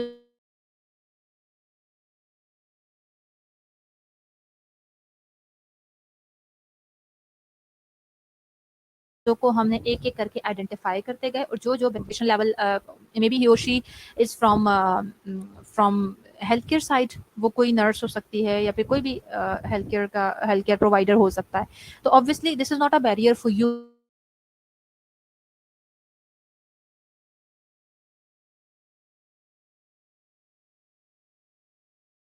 टू। आपको पता है कि वो आपकी बातों को अंडरस्टैंड कर जाएगा, और वहाँ पे आपका यकीनन कल्चर पेशेंट को, तो आपने सारे जो बैरियर्स हैं उनको आइडेंटिफाई करते गए। जो जो बैरियर्स आपके पेशेंट या अटेंडेंट के अंदर मौजूद नहीं है, आपने आइडेंटिफाई किया कि हाँ ये चीज़ें मौजूद नहीं है, वो तो ठीक है। लेकिन अगर जो जो बैरियर आपको नज़र आ रहे हैं आपके और आपके पेशेंट के दरमियान, ये बैरियर्स मौजूद हैं, तो आपने उनको रिजॉल्व करना शुरू करना है। पेशेंट की डिसेबिलिटी है, कोई बात नहीं, आप उससे पहले, सबसे पहले अपना ट्रस्ट का रिलेशनशिप बिल्ड करें, नर्स पेशेंट के दरमियान रिलेशनशिप बिल्ड करें, नर्स अटेंडेंट के दरमियान रिलेशनशिप बिल्ड करें, ट्रस्ट का रिलेशनशिप बिल्ड करें। उसके बाद आप उसे क्लियरली ठहर ठहर के हर चीज़ जो कॉन्सेंट फॉर्म के अंदर लिखी हुई है उसे आप कंप्लीटली क्लियर उसको बताएं। उसके बाद आप उससे सिग्नेचर करवा लीजिए, ठीक है। इसी तरह से कल्चरल बैरियर है, आपको पता है कि एक female is not comfortable with the male health care provider, तो आप किसी एक फीमेल हेल्थ केयर प्रोवाइडर को उसके पास भेजें, ताकि वो एक आपका कंफर्ट जोन बने, कंफर्ट लेवल में रह के आप काम कर सकें। एज को भी आप इसी तरह से रूल आउट करके आप रिजॉल्व कर सकते हैं। इसी तरह से एजुकेशन लेवल है, पेशेंट का एजुकेशन या अटेंडेंट का एजुकेशन लेवल आप अम, देखें, और फिर उसके बाद आप उसको अंडरस्टैंड करें। उसको उसी के लेवल पे जाकर आपने उससे बात करनी है। उसको जो जो चीज़ें, जो लैंग्वेज का, इसी तरह से जो लैंग्वेज उसे समझ आती है उसी लेवल पे जाके आपने बात करनी है। अब ये सारे बैरियर पढ़ लिए हमने, हम इन्हें किस तरह से आइडेंटिफाई कर सकते हैं, रूल आउट कर सकते हैं, ये हमने पढ़ लिया। और फिर मोस्ट इंपॉर्टेंट चीज़ इस काउंसलिंग, जो उस वक्त आती है कि जहाँ पे आपके पास बैरियर भी मौजूद हैं, लेकिन आप हर, देखिए अब ऐसा भी नहीं होता ना बेटा कि बैरियर अगर मौजूद है तो इतने आपके पास 30-40 मरीज हैं, सिर्फ और सिर्फ इन्फॉर्म कंसेंट की बात नहीं है। ये सारी चीज़ें आपको पता है कि डेली बेसिस पर आपकी पेशेंट की रूटीन केयर में कहीं ना कहीं मौजूद होती है। तो ऐसा तो नहीं है ना बेटा कि 30-40 आपके पास पेशेंट हैं तो आप हर एक का जो स्पेशल प्रोटोकॉल देना आपके लिए पॉसिबल हो। आप 2 लोग ड्यूटी पे हैं, अगर आप हर एक के बैरियर्स को रिमूव करते जाएं, सम टाइम नहीं पॉसिबल होता कि हमारे पास कोई फीमेल मौजूद नहीं है, तो हम क्या करें? क्या हमें इन्फॉर्म कंसेंट साइन ही नहीं करवाना मरीज से, क्योंकि वो फीमेल के अलावा किसी के साथ कंफर्टेबल नहीं है? तो इस तरह की चीज़ें नहीं है। हमें क्या करना है, यहाँ पे काउंसलिंग का बहुत बड़ा रोल आता है। आपने अपने जो पेशेंट है उसके साथ ट्रस्ट का रिलेशनशिप बिल्ड करना है और उसकी काउंसलिंग करनी है। अच्छा, गुले लाला क्या कह रही हैं, ये सब स्टडी की हद तक है, अप्लाई तो कोई नहीं करता, ना ही हम करते हैं। यस गुले लाला, यू आर राइट। हम हमारा सब्जेक्ट ही ऐसा है नर्सिंग एथिक्स कि हमारी बड़ी प्रैक्टिकल एग्जांपल्स होती हैं, and you all are students of post RN BSN, तो ऑब्वियसली आप लोगों का प्रैक्टिकल एक्सपीरियंस भी है। ऐसा है गुले लाला, लेकिन इन सब के बावजूद भी मैं ये कहती हूँ कि एटलीस्ट आप अपनी, this is not the answer कि हमारे कंट्री में ऐसा नहीं होता या ये सारी चीज़ें सिर्फ स्टडी की हद तक होती हैं, हम भी नहीं करते या दूसरे नहीं करते। मैं अपना पर्सनल एक्सपीरियंस ज़रूर शेयर करूँगी। मैंने कम काम किया है बेड साइड पे, but I always tried my best. बहुत ना सही तो आई कैन से कि मैं 70 to 80% तक ज़रूर ये मेरी कोशिश होती थी और मैं कर पाती थी कि जो भी चीज़ें हैं वो हम बेशक थोड़ा-थोड़ा, अगर हमारे पास ज़्यादा टाइम नहीं है या कुछ, तो हम जो इम्पोर्टेंट चीज़ें हैं पेशेंट को, उसके अटेंडेंट को, वो सारी चीज़ें क्लियर कर सकें। तो थोड़ी-सी कोशिश करनी पड़ती है और ऑब्वियसली आप लोगों को पढ़ाने का क्या मकसद है? एक डिप्लोमा नर्सिंग से ग्रेजुएशन नर्सिंग की तरफ आने का क्या मकसद है? अगर हमने डिप्लोमा से ग्रेजुएशन की तरफ सिर्फ़ और सिर्फ़ एक पेपर लेने के लिए आना है, एक डिग्री लेने के लिए आना है, तो फिर तो कोई फ़ायदा नहीं है बेटा इतना पढ़ने का। I will suggest, I will request कि जो भी लोग हैं, whether they are from post RN BSN जो प्रैक्टिकली काम कर रहे हैं वार्ड वार्ड एरिया में, या फिर कोई भी स्टूडेंट दूसरे जो अभी बीएसएन क्लियर करने के बाद वार्ड एरिया की तरफ जाएँगे, इन सब के लिए ज़रूरी है कि प्रैक्टिकली आप चीज़ों को परफ़ॉर्म करें। जो भी चीज़ें हैं हम पढ़ाते हैं आपको, अपने-अपने लेवल के ऊपर आपने उसकी ज़रूर कोशिश करनी है। अच्छा, इट्स ऑलमोस्ट 6 नाउ। नमाज़ का ब्रेक कर लेते हैं। व्हाट डू यू ऑल से? 1 घंटा भी हो गया हमारे लेक्चर को कंटिन्यू, तो आई थिंक एकदम से एग्ज़ॉस्ट हो जाते हैं। 1 our is more than enough. तो नमाज़ भी पढ़नी है मुझे भी और आप लोगों को भी पढ़नी होगी। तो अच्छा, मरियम ने कहा है यस मैम। और बाकी बच्चे कहाँ गायब हैं? अटेंडेंस तो अच्छी है आज comparatively.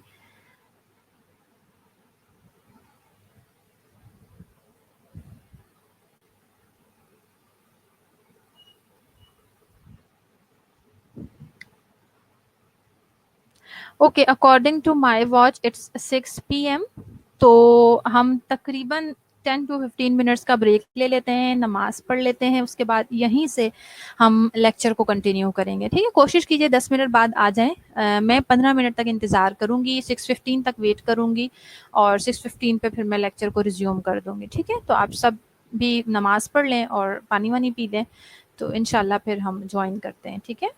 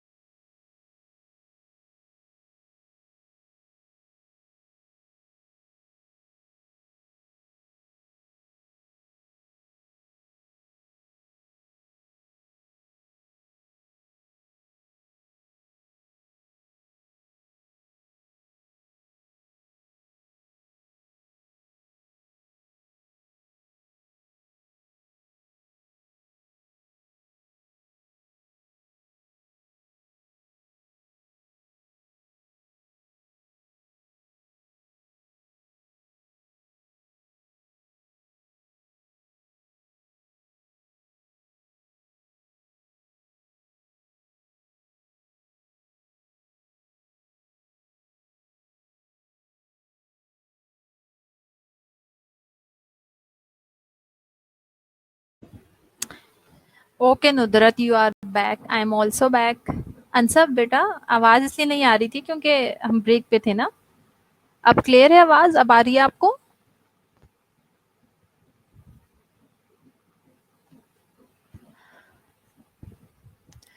It's 16 students are online. आ जाएं बेटा, वापस आ जाएं जल्दी जल्दी से, तो हम अपना लेक्चर रिज्यूम करें।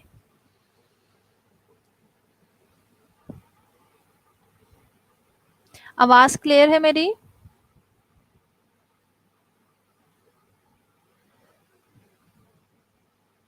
वॉइस क्लियर है तो बताइए, मैं लेक्चर कंटिन्यू करूं?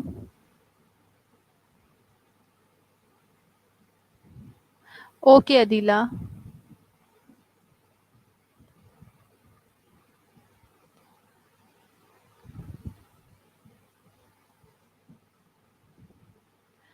Okay unsub.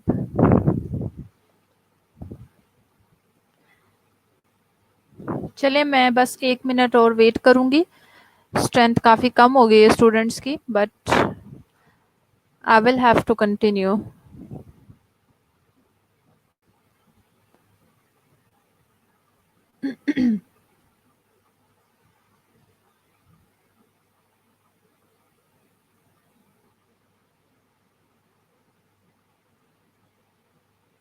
Okay Khadija. Okay Gulelala, you are back.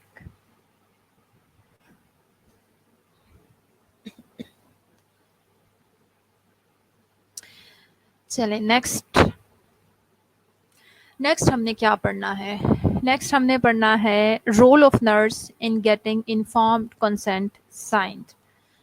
Although इतनी सारी चीज़ें जो हम डिस्कस कर चुके हैं वो सब भी नर्सिस के रोल हैं, लेकिन अगर हम इनको थोड़ा सा कॉम्प्रिहेंसिव करके, नर्सिस के रोल जो आपको पता है कि हम सब फंडामेंटल ऑफ नर्सिंग में पढ़ते हैं, नर्सिस के रोल डिफरेंट, बहुत सारे रोल हमने पढ़े हैं। अब हम थोड़ा सा रोल डिस्कस कर लेते हैं नर्सिस का, कि जब हमने पेशेंट से इन्फॉर्म कंसेंट साइन करवाना होता है तो उसमें नर्सिस क्या क्या रोल परफॉर्म कर रही होती हैं। अच्छा, ये सब ये आप सबको पता है कि जब हम इन्फॉर्म कंसेंट की बात करते हैं, whether we are talking about nurse and patient, but nurse and patient सिर्फ दो लोग इन्फॉर्म कंसेंट के अंदर इन्वॉल्व नहीं होते। पेशेंट के अटेंडेंट के अलावा आप सबको पता है कि इन्फॉर्म कंसेंट जो होता है वो यूजुअली किसी प्रोसीजर के लिए, किसी डायग्नोस्टिक टेस्ट के लिए, किसी सर्जरी के लिए, किसी इन्वेसिव प्रोसीजर के लिए साइन करवाया जाता है। तो ऑब्वियसली डॉक्टर्स, वेदर कंसल्टेंट हैं, जनरल फिजिशियन है, सर्जन है, जो भी हैं वो इसमें वो भी इन्वॉल्व होते हैं। So one by one role discuss कर लेते हैं नर्सिस के। First of all care giver role. Care giver role जो है नर्सिस का, देखें, हम सबको पता है दैट केयर गिविंग ये तो एक मेन रोल है नर्सिस का ना। चाहे आप ओवरऑल नर्सिंग केयर की बात करें, कोई भी नर्सिंग केयर प्रोवाइड कर रहे हैं उसमें care giver, nurse is a care giver. तो यहाँ पे इन्फॉर्म कंसेंट में नर्स किस तरह से केयर गिवर का रोल प्ले कर रही है। लेकिन जब इन्फॉर्म कंसेंट है, किसी किसी भी प्रोसीजर को परफॉर्म करना है, उसमें प्रोसीजर से पहले जो भी इंफॉर्मेशन पेशेंट को देनी है वो नर्स दे सकती है और यूजुअली देती है। इसी तरह से ड्यूरिंग प्रोसीजर, उसमें भी आपको पता है वहाँ nurses are present, whether patient की क्या बात है अक्सा, क्यों आवाज़ नहीं आ रही बेटा? इंटरनेट कनेक्शन चेक करें अपना। इसके बाद ड्यूरिंग प्रोसीजर, कोई भी प्रोसीजर परफॉर्म कर रहे हैं उसके दरमियान भी आपको पता है nurses are there to provide care to the patients. उसके बाद प्रोसीजर, वेदर डायग्नोस्टिक प्रोसीजर था, कोई सर्जरी थी, परफॉर्म हो गई, उसके बाद जो पोस्ट ऑपरेटिवली या फिर पोस्ट प्रोसीजर जो केयर होती है, वहाँ भी nurses are present there. So nurses care provide कर रही हैं। So care giver role inform consent के अंदर नर्सेज जो है केयर प्रोवाइड कर रही होती हैं पेशेंट्स को। Okay, next is comforter role. बहुत ज़रूरी रोल है। कॉन्सेंट फॉर्म साइन करवाते हैं, और ऑब्वियसली अगर वेदर कोई इन्वेसिव प्रोसीजर इतना ज़्यादा फुल ऑफ रिस्क ना हो, डेंजरस ना हो, but in spite of that जब हम किसी से एक पेपर्स पे साइन करवाते हैं ना, एक कागज़ किसी से साइन करवाते हैं, तो ऑब्वियसली एक जो जनरल थॉट्स आती हैं जनरल लोगों के माइंड में, ऑब्वियसली वो यही आती हैं कि शायद ये कोई बहुत ही ख़तरनाक सी चीज़ है, यानी वो इतना खतरनाक नहीं भी होता, डेंजरस नहीं भी होता, तो भी माइंड में एक just due to the signature, particularly due to the signature on a paper, documentation of that particular thing. तो यहाँ पे comforter role है नर्स का. Nurse comforter, as a comforter nurse जो है वो comfort provide करती है पेशेंट को, उनके अटेंडेंट को, कि मतलब उनकी जो एंशियसनेस है, उनकी जो एंग्जाइटी है, उसे ख़त्म करती है. काउंसलर रोल हर जगह नर्सेस का जो एक बहुत ही ज़्यादा, जिसे कहते हैं ना सबसे ज़्यादा इम्पॉर्टेंट चीज़, अभी हम कम्युनिकेटर रोल भी पढ़ेंगे. ये दो चीज़ें सबसे ज़्यादा आपको पता है कि इम्पॉर्टेंट है. कम्युनिकेशन हमारी ज़िंदगी के हर एक मोड़ के ऊपर, even every step, on every step of our life, communication, good communication is very very necessary.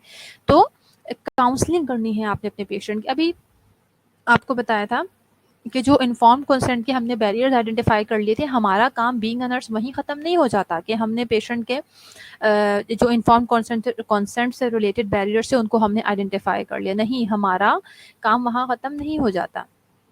हमने वहाँ पे काउंसलिंग प्रोवाइड की है पेशेंट को. Same is the case hair कि जब हम इन्फॉर्म कंसेंट साइन करवा रहे होंगे, वहाँ पेशेंट को प्रॉपर काउंसलिंग प्रोवाइड करनी है आपने कि जी ये प्रोसीजर है, इसमें ये रिस्क है, ये बेनिफिट है, ये सब किसके अंडर आता है? ऑब्वियसली काउंसलिंग के अंडर आता है. तो this is the counsellor role of a nurse in getting inform consent signed. Then resource person mean कि जितनी भी इंफॉर्मेशन से, देखिए इंफॉर्मेशन, कोई भी इंफॉर्मेशन प्रोवाइड कर रहा है, that is simply information is also a resource. आपको पता है एक this is a very big resource. तो ये इंफॉर्मेशन कौन प्रोवाइड कर रहा है? नर्स प्रोवाइड कर रही है ना. तो nurse is a resource person. And mediator role, mediator किसको कहते हैं? कि जो मीडियम में मौजूद हो, दरमियान में मौजूद हो. तो यहाँ अभी मैंने आपसे डिस्कस किया था कि इन्फॉर्म कंसेंट में सिर्फ और सिर्फ नर्स और पेशेंट इन्वॉल्व नहीं है, या फिर सिर्फ और सिर्फ नर्स, पेशेंट और उसके अटेंडेंट इन्वॉल्व नहीं है, बल्कि उसके साथ साथ आपके कंसल्टेंट, आपके सर्जन, आपके जनरल फिजिशियन भी इन्वॉल्व हैं. तो उस जनरल फिजिशियन, कंसल्टेंट, सर्जन और पेशेंट के दरमियान nurse is a person who is performing a mediator role. जो भी इंफॉर्मेशन है, जो भी चीज़ें हैं, पेशेंट समटाइम बात नहीं कर पाते, डॉक्टर से अपनी बात को कन्वे नहीं कर पाते, तो नर्सेज आर द मीडिएटर्स. वो मीडियम होती हैं दरमियान में जो इंफॉर्मेशन प्रोवाइड करती हैं. जो भी कंसर्न है आपके पेशेंट का, वो आप डॉक्टर्स तक पहुंचाती हैं. और जो भी पेशेंट से रिलेटेड चीज़ें होती हैं, सारी बातें हमेशा फिजिशियन या डॉक्टर नहीं करते पेशेंट से. नर्स के थ्रू वो सारी इंफॉर्मेशन पेशेंट तक पहुंचाई जाती है. एडवोकेट रोल, एडवोकेट जिस तरह से एक जनरली, हम जनरल वर्ड लें, अगर जनरल लाइफ में हम एडवोकेसी को लें, तो एडवोकेसी का क्या मतलब होता है? एडवोकेसी का बेसिकली ये मतलब होता है कि how to protect the rights of a person. देखें, जो एडवोकेट्स होते हैं ये क्या कर रहे होते हैं? इफ़ अब मैं जो हो रहा होता है हमारे कंट्री में, मैं उसकी बात तो नहीं करूँगी. मोर स्पेसिफिकली मैं बात करूँगी if we talk about the justice, जिस चीज़ के लिए लॉ बनाए गए हैं, तो उन्हीं के साथ डीलिंग होती है ना एडवोकेट्स की. तो वो एडवोकेट्स क्या कर रहे होते हैं? बेसिकली मेन मकसद क्या होता है एडवोकेट्स का? यही ना कि राइट्स इंश्योर करना कि हर शख्स को उसके राइट्स मिले. Like justice is a big right. Justice is a big right कि किसी के साथ कोई ज़्यादती ना हो, किसी के साथ कोई इस तरह की चीज़ें ना हो जाएं, सबको जस्टिस मिले. तो एडवोकेट्स का भी यही काम होता है कि बेसिकली राइट्स जो हैं, जिसके जो राइट्स हैं उनको फुलफिल करना. Same is the case in inform consent. Nurses का रोल है कि नर्सेस एडवोकेटर के तौर पे भी काम कर रही होती हैं कि जो जो चीज़ें भी पेशेंट के बेनिफिट के लिए होंगी, वो पेशेंट के बिहाफ पे भी डॉक्टर से बात कर सकती हैं. ठीक है. एंड कम्युनिकेटर रोल जो अभी ऑलरेडी हमने डिस्कस किया था कि बहुत इंपॉर्टेंट है. आपको पता है कम्युनिकेशन के बगैर तो लाइफ ही नहीं है. और नर्सिंग प्रोफेशन की बात करें तो बहुत इंपॉर्टेंट है. गुड कम्युनिकेशन, थेराप्यूटिक कम्युनिकेशन सबसे ज़्यादा ज़रूरी है. मैं समझती हूँ कि 70 to 80% आपके पास कोई बहुत ही क्रिटिकल पेशेंट भी है, उसकी कोई ऐसी एंड स्टेज डिजीज़ भी है, उसमें भी आपका 60 to 70% जो है ना, आपके पेशेंट को अगर कोई उसके लिए कोई मेडिसिन उसके लिए इफ़ेक्टिव नहीं हो सकती, या किसी एंड स्टेज के ऊपर है, तो उस सब में जो कम्युनिकेशन होती है, in fact good communication, therapeutic communication, वो एक हीलर का काम करती है किसी भी पेशेंट के लिए. तो ये सारे रोल हैं जो कि एक नर्स परफॉर्म कर रही होती है व्हेन शी और he is getting signed informed consent from a patient और अटेंडेंट।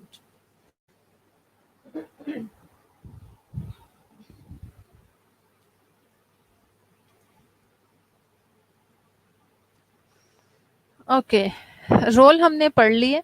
ऑब्वियसली जो रोल्स हैं उन्हीं से आपको पता है रिस्पॉन्सिबिलिटीज जेनरेट होती हैं, ठीक है ना। तो ओवरऑल हमने रोल्स पढ़ लिए हैं। अब हम रिस्पॉन्सिबिलिटीज देख लेते हैं नर्स की, कि जब किसी से कॉन्सेंट फॉर्म साइन करवा रहे हैं तो नर्स की क्या क्या रिस्पॉन्सिबिलिटीज हैं। वही चीज़ें हैं, देखें रोल से ही जो है ना हमने ये रिस्पॉन्सिबिलिटीज जनरेट की हैं। The following are the responsibilities of a nurse in getting the informed consent signed by the patient. Use good communication skills, maintain good interpersonal relationship, and introduce, orient, and explain the details of the consent form to the patient. सबसे पहले तो इन सब चीज़ों के लिए ज़रूरी है कि आप अच्छी कम्युनिकेशन स्किल्स इस्तेमाल करें। आपकी कम्युनिकेशन स्किल्स अच्छी होंगी तो ऑटोमेटिकली आपका इंटरपर्सनल रिलेशनशिप बहुत अच्छा होगा, पेशेंट के साथ आपका रिलेशनशिप बहुत अच्छा होगा। उसे आपने ना सिर्फ बिल्ड करना है बल्कि उसे आपने मेंटेन भी करना है। उसके बाद कॉन्सेंट फॉर्म है, उसका प्रॉपर इंट्रोडक्शन दीजिए, ओरिएंटेशन करवाइए। ओरिएंटेशन का क्या मतलब है कि इसमें क्या क्या चीज़ें मौजूद हैं वो उन्हें बताइए। तमाम जो कंटेंट मौजूद है कंसेंट फॉर्म के अंदर उसकी सारी डिटेल्स आपने पेशेंट को एक्सप्लेन करनी है। Get the sign of the witness with date and time. This is an ideal situation. हमारे यहाँ यूजुअली नहीं होता but this is an ideal situation.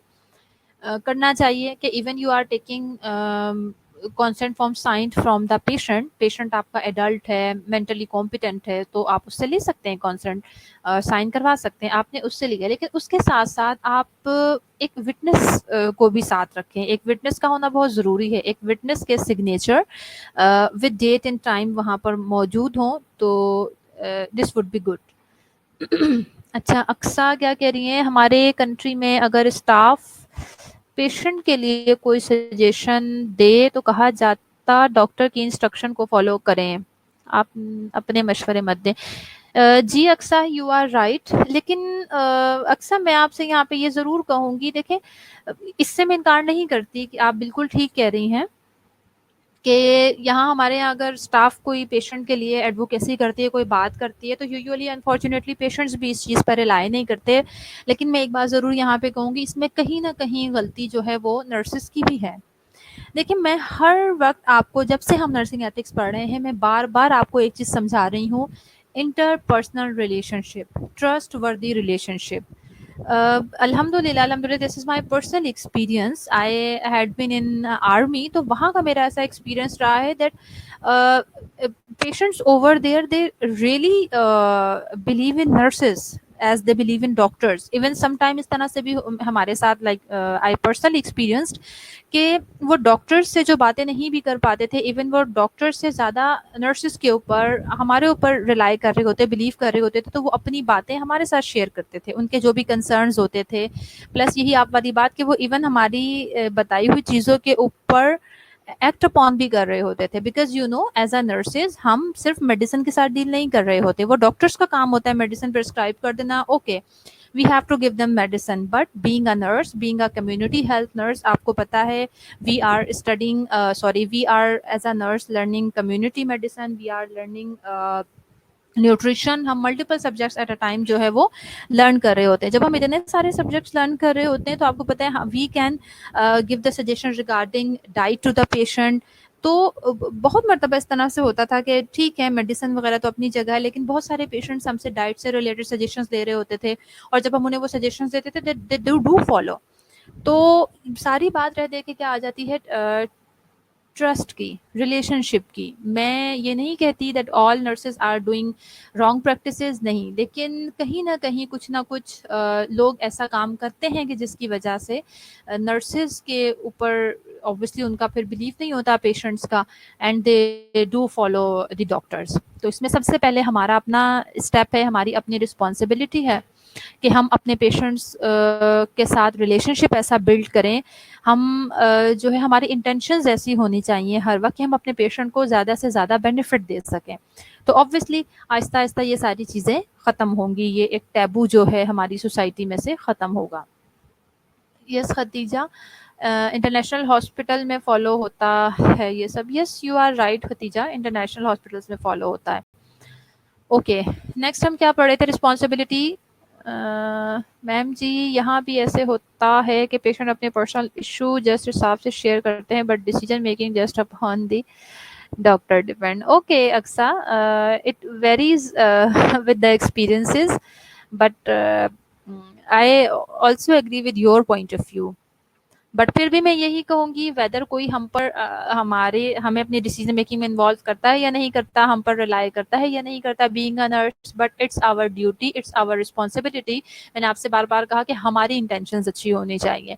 हम अपनी अच्छी इंटेंशंस के साथ पेशेंट को ज़रूर अच्छा मशवरा दें, उनकी डिसीजन मेकिंग में ज़रूर अपनी सजेशंस को, पॉजिटिव सजेशंस को इंडल्ज ज़रूर करें। ओके, नेवर बैरियर और neglect any question ask by the patient. कभी भी कोई क्वेश्चन है कंसेंट फॉर्म में, उसे नहीं समझ आ रहा, कोई भी बात है, या जैसे भी बैरियर सारे हमने डिस्कस किए, आपने आइडेंटिफाई कर लिया कि ये बैरियर हमारे पेशेंट के साथ मौजूद है, हमारे और हमारे पेशेंट के दरमियान ये बैरियर मौजूद है, तो उसको आपने काउंसलिंग से पहले तो ये कि अगर आप उसको उसका ऑल्टरनेट प्रोवाइड कर सकते हैं तो बहुत अच्छी बात है, नहीं कर सकते तो वही बात के जो भी बैरियर है, ये नहीं है कि आपने उसको निग्लेक्ट ही कर देना है, पेशेंट की हुई बात को या पेशेंट के और आपके दरमियान जो बैरियर है उसको आपने निग्लेक्ट कर देना है, नहीं, ऐसा नहीं है। आपने उस चीज को आइडेंटिफाई करके उसको रिजॉल्व करने की कोशिश करनी है।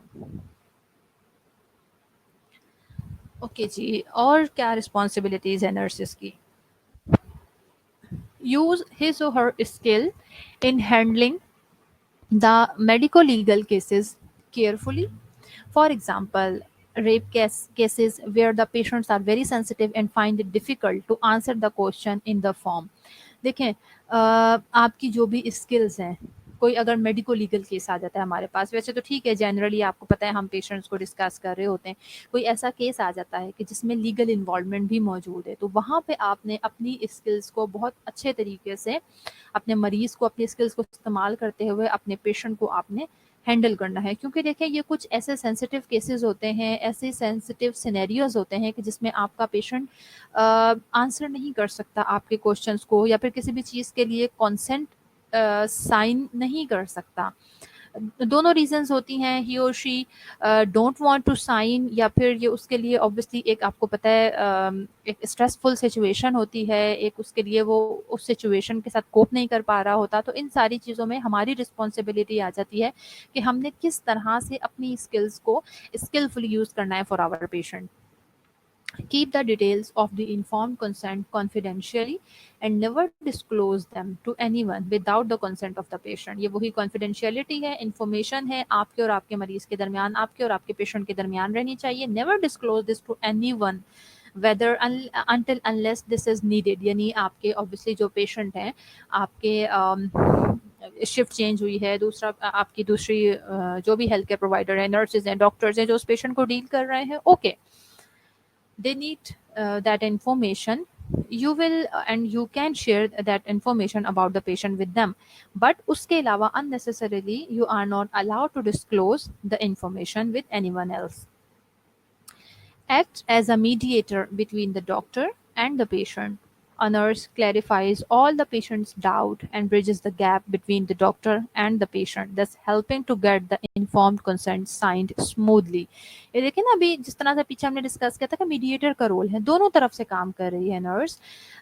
पेशेंट के भी कोई डाउट्स हैं अगर उसको लेकर कंसेंट फॉर्म में, समटाइम आप ये भी चीज़ें नोटिस करेंगे कि पेशेंट समटाइम डॉक्टर से इतना ओपनली बात नहीं कर पाते, उनके माइंड में कोई क्वेरी भी होती है तो वो उनसे नहीं कर पाते। तो अगर पेशेंट के माइंड में कोई भी डाउट्स हैं, उनको क्लैरिफाई करना नर्स का काम है। She is working as a mediator, एक ब्रिज का काम कर रही है, गैप को फुलफिल कर रही है, डॉक्टर और पेशेंट के दरमियान जो भी गैप है उसको फुलफिल कर रही है। So she is helping on both side, ultimately she is helping the patient, और जो भी क्वेरीज होंगी ऑब्वियसली पेशेंट की क्लियर हो जाएंगी, तो it will be easy for the patient or the attendant of the patient to sign the informed consent.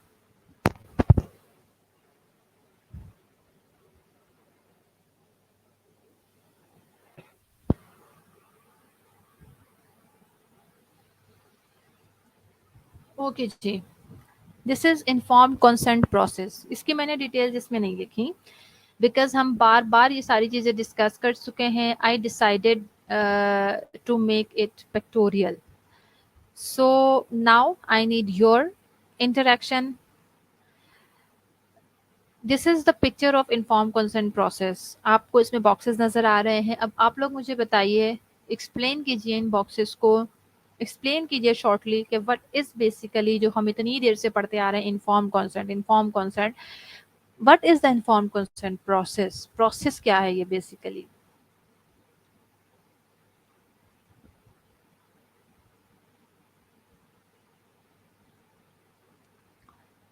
किसी को नहीं आ रहा जवाब? No one have any answer?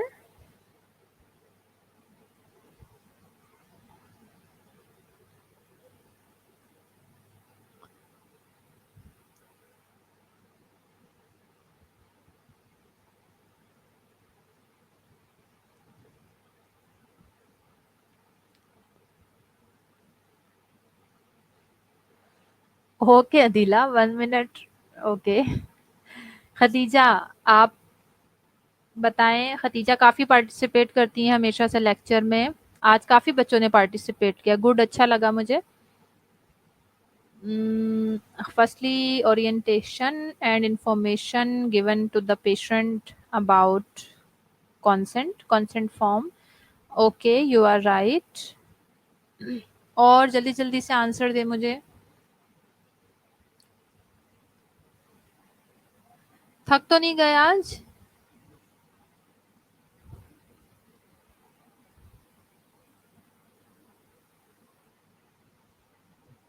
First stone है हमारा इंफॉर्मेशन प्रोवाइडेड, जिसका जवाब दिया खतीजा ने कि सबसे पहले हमने इंफॉर्मेशन प्रोवाइड करनी है. यू आर राइट, इंफॉर्मेशन देनी है. पहला स्टेप यही है.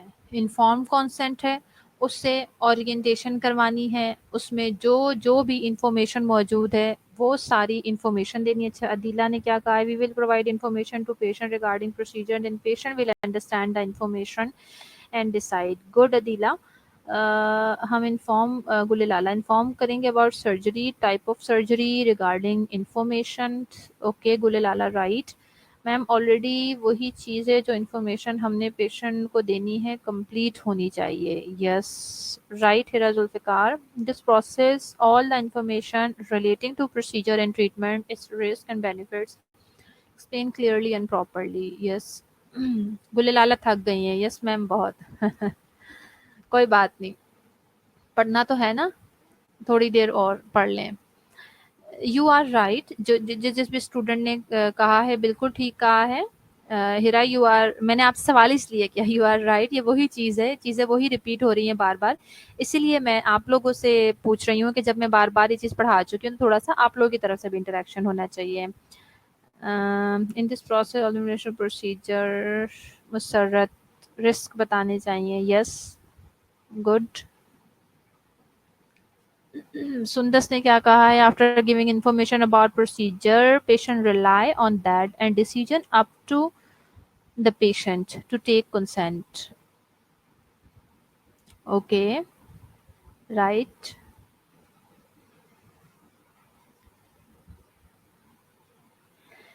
ठीक है जी, बिल्कुल ठीक है. वही है, पहला स्टेप है इंफॉर्मेशन. तमाम इंफॉर्मेशन सबसे पहले अपने पेशेंट को हमने प्रोवाइड करनी है. हमारा प्रोसेस स्टार्ट हो रहा है यहाँ से. उसके बाद मोस्ट इम्पॉर्टेंट, इंफॉर्मेशन दे दी, आपका काम खत्म नहीं हो गया. Information sorry inform consent process यहाँ खत्म नहीं हो गया. इंफॉर्मेशन अंडरस्टूड, इंफॉर्मेशन समझ आनी चाहिए पेशेंट को या फिर उसके अटेंडेंट को, जिससे भी आप सिग्नेचर करवा रहे हैं, जिससे भी आप कंसेंट ले रहे हैं, जो आपने इंफॉर्मेशन प्रोवाइड की है, that information it should be ensured from your side. It's your responsibility to ensure that information is understood by the patient. Now tell me how we can ensure or how we can know that the info the what is the best way to know that information we have provided to the patient is understood by the patient. Now I need the answer. गुले लाला दो 2 में information according to patient education. हाँ बिल्कुल good गुले लाला, आपने सही कहा कि इंफॉर्मेशन हमने पेशेंट को उसकी एजुकेशन के अकॉर्डिंग देनी है। वो तमाम बैरियर, लैंग्वेज बैरियर हमने पढ़ा था, उन सारी चीज़ों को ध्यान में रखते हुए हमने पेशेंट को सेकेंड स्टेप में देखना है कि पेशेंट की जो इन्फॉर्मेशन है वो अंडरस्टैंड भी होनी चाहिए। बट अब मुझे ये बताइए that how what is the best way how we can know that information is being understood by the patient. अब मुझे इस बात का जवाब दीजिए।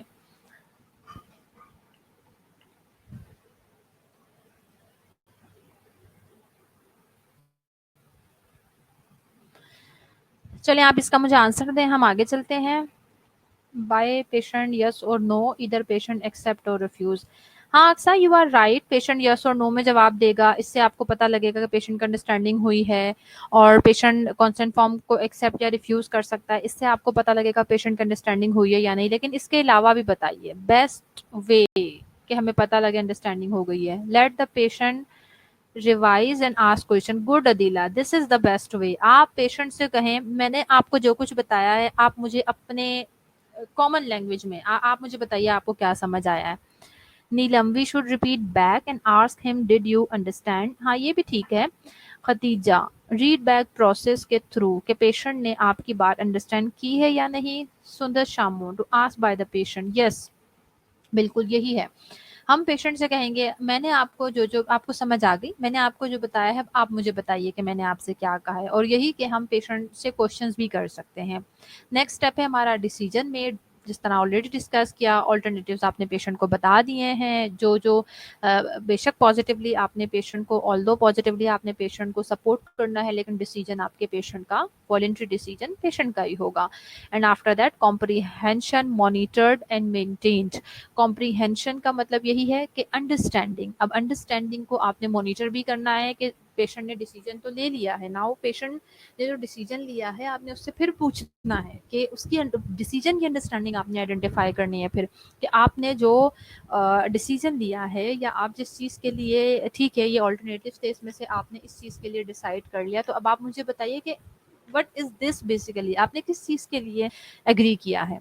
ठीक है, तो उस चीज़ की मॉनिटरिंग भी बहुत ज़रूरी है और फिर वो अपने डिसीजन के ऊपर मेंटेन रहे। यानी वो अगर एंग्शियस है, वो नहीं अंडरस्टैंड कर पा रहा है चीज़ों को, तो वहाँ फिर आपने हेल्प आउट करना है पेशेंट को जब तक उसकी एंग्जाइटी ख़त्म नहीं हो जाती।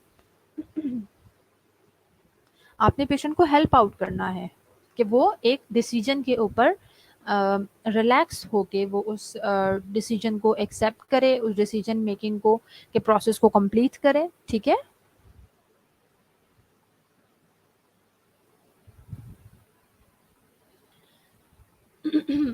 अब हम पढ़ते हैं कि कॉन्फिडेंशियलिटी और इन्फॉर्म कंसेंट जो हम बार बार पढ़ रहे हैं, इसकी इंपॉर्टेंस क्या है।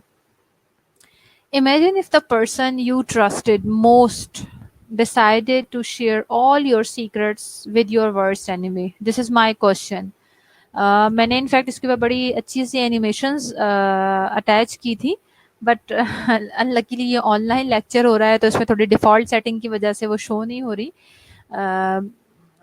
फिर बहुत अच्छे से आपको ये चीज़ क्लियर होनी थी, बट ओके अब आप मुझे बताइए, this is question from my side. You please don't watch the answer. I need your answer. Imagine if the person you trusted most decided to share all your secrets with your worst enemy. What will you do?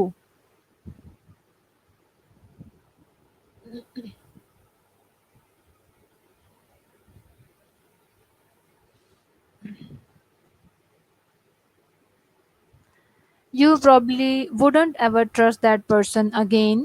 It might even make you stop trusting people altogether. I'm waiting for your answers.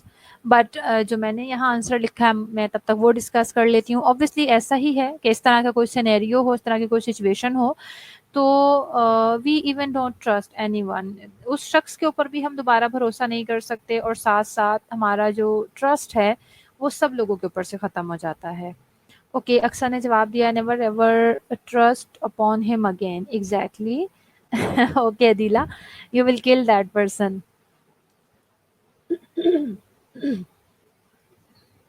बस never trust again. Okay. जी हाँ, बिल्कुल ऐसा ही है। आपसे ये question करने का मकसद ये था कि आप प्रैक्टिकली इस चीज़ को रियलाइज़ कर सकें, प्रैक्टिकली इस चीज़ को एक्सपीरियंस कर सकें कि जिस तरह से हम सिर्फ पढ़ नहीं लेते ये चीज़ें कि इन्फॉर्म्ड कंसेंट हो गया, स्पेशली मोर स्पेसिफिकली कॉन्फिडेंशियलिटी हो गई, इन चीज़ों को सिर्फ हमने पढ़ नहीं लेना, इन चीज़ों को हमने यू नो अबाउट एम्पैथी, हमने एम्पैथेटिक होकर इन चीज़ों को फील करना है। तो जब हम खुद किसी के ऊपर इस तरह से बिल्कुल किसी को अलाउ नहीं कर सकते कि वो हमारा ट्रस्ट ब्रेक करे, हम किसी पर दोबारा ट्रस्ट नहीं कर सकते। Same is the case with the patients. अगर एक nurse, health care provider patient की कॉन्फिडेंशियलिटी को ब्रीच करती है, तो कभी भी वो पेशेंट दोबारा इवन उस नर्स के ऊपर, क्या किसी भी नर्स के ऊपर भरोसा नहीं कर सकता, ट्रस्ट नहीं कर सकता। जो हम बार बार पढ़ रहे हैं नर्स पेशेंट के दरमियान ट्रस्टवर्दी रिलेशनशिप होना चाहिए, वो नहीं बिल्ड हो सकता। इसीलिए ऑब्वियसली ज़रूरी है, नर्सिंग केयर में बहुत ज़रूरी है confidentiality and inform consent. When you believe that your doctor is not going to share anything about your health, illness, or personal habits with others, you are more likely to be completely honest and to your doctors. It will help them figure out what is going on and help you get better. Some diseases have stigmas attached to them that could make people think less of you. For example, back in the 1980s, many people who had symptoms of HIV and AIDS were afraid of being found out. They did not go to their doctors until it was too late. If you know your health records are private, you are probably more likely to seek treatment for whatever you have. Simply अगर patient को example देखें, यहाँ देने का यही मकसद था। This is about HIV, AIDS, और भी बहुत सारी डिजीज़ हैं। एक वक्त था जब ट्यूबरक्लोसिस का इसी तरह से इशू था, बिकॉज वो आपको पता है this is a communicable disease, और उस वक्त कोई ट्रीटमेंट मौजूद नहीं था टीबी का, लोगों को अंडरस्टैंडिंग भी नहीं थी अबाउट द ट्यूबरक्लोसिस के tuberculosis it is a disease for immunocompromised person. हर एक, although this is a communicable disease, but वो हर एक को बीमार नहीं करता। You all know that tuberculosis is a disease for the immunocompromised person. So यहाँ पे HIV एड्स की एग्जांपल दी है। तो जब एक पेशेंट के माइंड में ये बात होगी कि अच्छा मुझे ये डिजीज हो गई है, या उसे इस तरह का डाउट होगा, तो वो जाएगा ही नहीं डॉक्टर के पास। क्यों? बिकॉज उसको होगा कि यार ये मुझे ये प्रॉब्लम हो गई है, अब सबको पता लग जाएगा, या मेरे जो डॉक्टर हैं वो सबके साथ डिस्कस कर देंगे। तो इससे क्या होता है, कंडीशन मजीद वर्स होती जाती है, कंडीशन वर्स होती जाती है, और obviously this is not good. Timely हम डॉक्टर के पास नहीं जाते, टाइमली कंसल्ट नहीं करते। हो सकता है हम टाइमली कंसल्ट कर लेते डॉक्टर से, तो हम अपने पेशेंट को सेव कर सकें। लेकिन अगर इसी तरह की सिचुएशन को आप सोचें कि अगर ऐसा सिनेरियो हो, पेशेंट को ट्रस्ट हो अपने डॉक्टर के ऊपर, नर्स के ऊपर, कि मैं जो भी बात उससे डिस्कस करूँगा वो मेरी परमिशन के बगैर किसी और के साथ उसे डिस्कस नहीं करेंगे। So this is a ideal situation. ऐसे सिचुएशन में फिर जो पेशेंट्स होते हैं वो क्या करेंगे, उनको अगर कोई भी प्रॉब्लम होगा, थोड़ा सा भी उन्हें प्रॉब्लम फील होगा इस तरह, वो अपने डॉक्टर से कंसल्ट करेंगे, उनके पास जाएंगे, उन्हें अपनी तमाम डिजीज से रिलेटेड इंफॉर्मेशन और सारी चीज़ें उनके साथ शेयर करेंगे। The patient confidentiality does not just help you, the individual, it can help the whole country.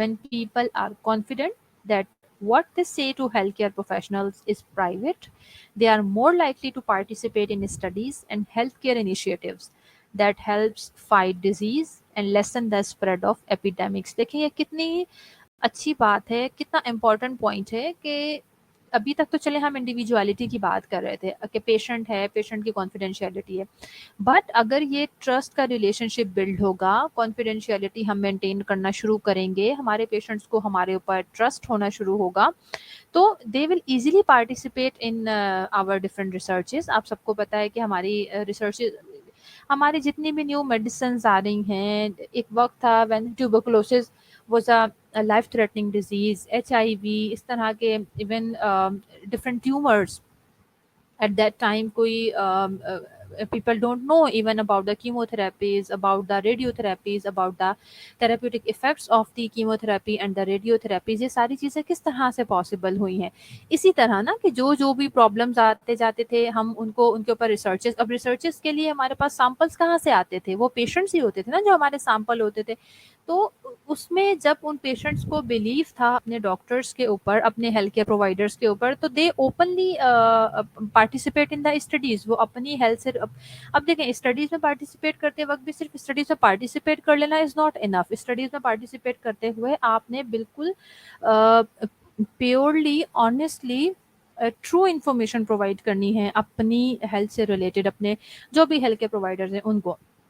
So obviously इसी की वजह से हम, हमारे जो इतने साइंटिस्ट हैं, इतने रिसर्चर्स हैं, वो न्यू न्यू इन्वेंशंस लेके आते हैं, मेडिसिन नई नई लेके आते हैं, नई नई ट्रीटमेंट्स लेके आ रहे हैं। ये सारा कुछ किस वजह से पॉसिबल हो सका है? इसी वजह से। सो कॉन्फिडेंशियलिटी सिर्फ और सिर्फ किसी एक शख्स के लिए या इंडिविजुअल के लिए बेनिफिशिएंट नहीं है, बल्कि ये ओवरऑल इस पर्सपेक्टिव से भी सोसाइटी के लिए अच्छी है कि ऑब्वियसली कोई भी नई नई चीज़ें या कोई बीमारी से अगर कोई एक शख्स मर गया है, तो ऑब्वियसली उसके उस उसी डिजीज़ के साथ अगर कोई और पेशेंट हमारे पास आएगा, तो हमारे पास उससे ज़्यादा बेस्ट ट्रीटमेंट मौजूद होगी उसके लिए, और हम उसे सिक्योर कर सकेंगे। इसी तरह से कोई एपिडेमिक्स हो सकती हैं, डिफरेंट डिजीज़ेज़ का स्प्रेड हो सकता है, जिस तरह से अभी कोरोना की सिचुएशन चल रही है, या फिर किसी और डिजीज़ की हम बात करें जो कि कम्युनिकेबल है, स्प्रेड हो सकती है। अब एक शख्स अगर बताएगा ही नहीं, छुपाता रहेगा, तो वो दूसरे लोगों में उस डिजीज़ को स्प्रेड कर रहा है, बजाय इसके अपने अपने डॉक्टर के ऊपर, अपने नर्सेस के ऊपर बिलीफ हो उनका कि ठीक है ये हमारे लिए अच्छा करेंगे, हमारे साथ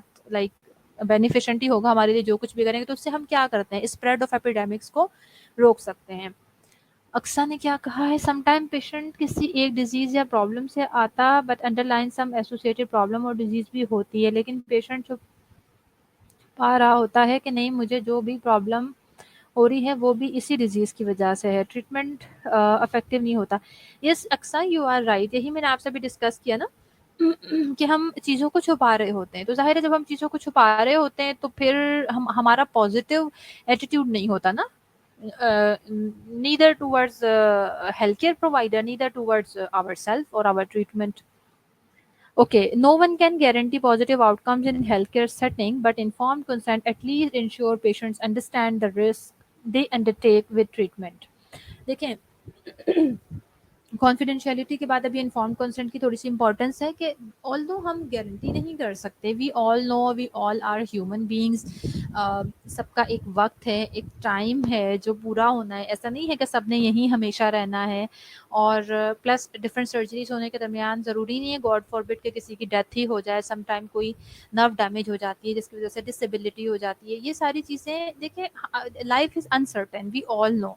हम यहाँ से बाहर निकलते हैं, we are healthy, we are all okay, road पे गॉड फॉरबिड किसी का एक्सीडेंट हो जाता है, उसकी डेथ हो जाती है, गॉड फॉरबिड वो पैरालाइज्ड हो जाता है, उसको कोई डिसेबिलिटी हो जाती है, what is this, this is uncertainty. So कोई गारंटी नहीं है हमारे पास, किसी भी प्रोसीजर को हम परफॉर्म कर रहे हैं उसके पॉजिटिव आउटकम के आने की कोई गारंटी नहीं है, but inform consent at least patient को अंडरस्टैंडिंग करवा देता है, इंश्योर करवा देता है कि इसके साथ जो जो रिस्क मौजूद हैं इस ट्रीटमेंट के साथ, उसको अंडरस्टैंडिंग हो जाती है, प्लस उससे बेनिफिट्स पता होते हैं, तो वो उन दोनों चीज़ों में हेल्पफुल हो जाता है उसके लिए, इस चीज़ को अंडरस्टैंड करना कि वो उसके लिए डिसीजन ले सकता है।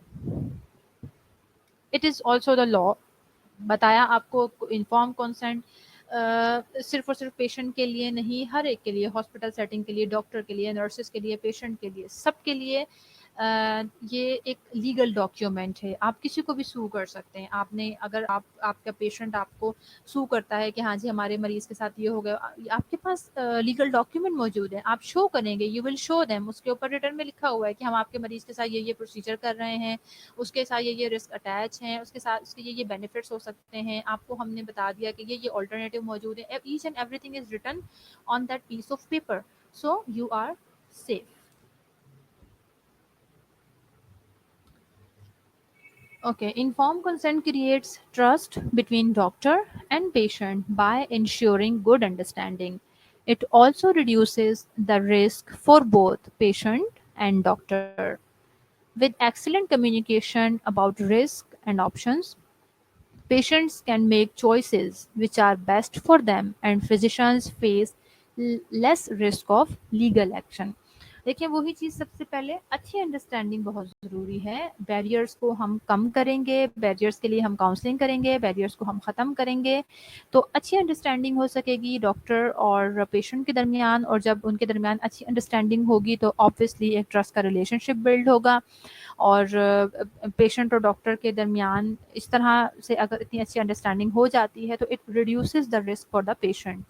उसके साथ साथ गुड कम्युनिकेशन है, आपने अच्छे से रिस्क और ऑप्शन सारे अपने पेशेंट को कम्युनिकेट कर दिए हैं तो अब दोनों जो हैं वो लेस रिस्क पे होते हैं फॉर लीगल एक्शन। क्योंकि देखिए अगर एक पेशेंट को अच्छे से आपने कम्युनिकेट करके सारी चीज़ें बता दी होती हैं तो वो कभी भी आपको लीगली सू नहीं करता। खैर अनफॉर्चुनेटली अनलकीली हमारे कंट्री में तो ये प्रैक्टिस है भी नहीं, कोई बहुत अच्छी पोस्ट पे लोग मौजूद हों तो वो शायद डॉक्टर्स को जो है सू कर दें। मैं मतलब लाइक अगर उन्होंने कोई गलत काम किया, बट अनलकीली हमारे यहाँ इस तरह कुछ होता नहीं है, किसी को जस्टिस नहीं मिलता।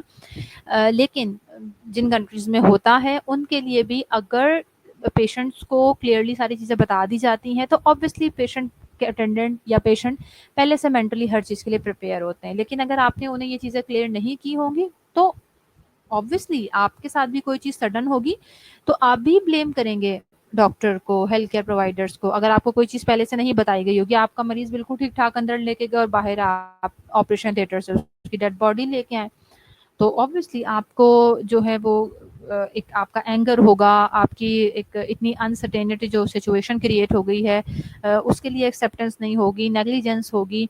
तो ये सारी चीज़ें फिर जो है मजबूर करती हैं कि इस तरह के लीगल एक्शंस की तरफ, यानी ये सारी सिचुएशन को लेके जाती हैं।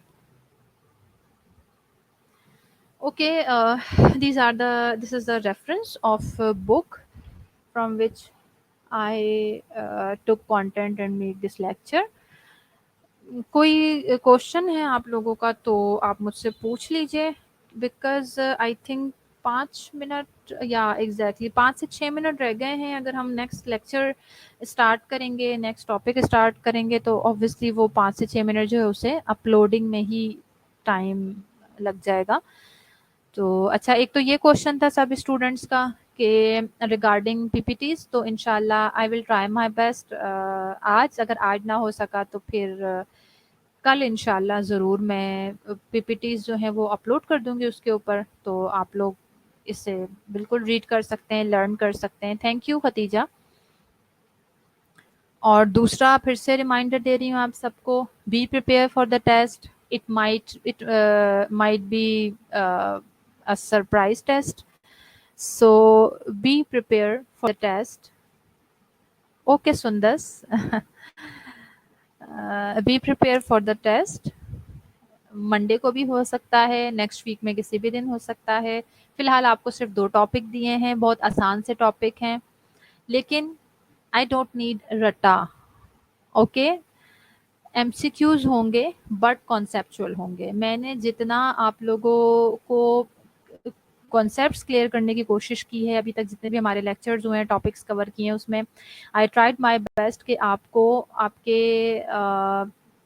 चीज़ें सारी कॉन्सेप्ट्स क्लियर हों। ठीक है, तो टेस्ट भी मेरा फिर उसी तरह होगा कि आपके कॉन्सेप्ट्स का मुझे पता लगे। टॉपिक रिपीट कर दें बेटा। First topic introduction to nursing ethics, and second topic ethical principle and ethical theories. वैसे तो आई वाज थिंकिंग कि ये थर्ड जो हमने टॉपिक पढ़ा है इसको भी मैं इंक्लूड कर दूं, बट आई थिंक थोड़ा ज़्यादा हो जाएगा। तो फिलहाल आप ये 2 टॉपिक जो हैं इन्हें रेडी करें, introduction to nursing ethics and principles and theories of ethics. इन्हें प्रिपेयर करें, इंशाल्लाह इसका टेस्ट हो जाए तो फिर हम आगे कुछ आपके लिए सोचेंगे। Okay Aqsa, it's enough. कोई क्वेश्चन है तो बेटा पूछ लें, आज जो हमने पढ़ा है उससे रिलेटेड या फिर प्रीवियस किसी भी चीज़ से रिलेटेड क्वेश्चन है तो पूछ लीजिए।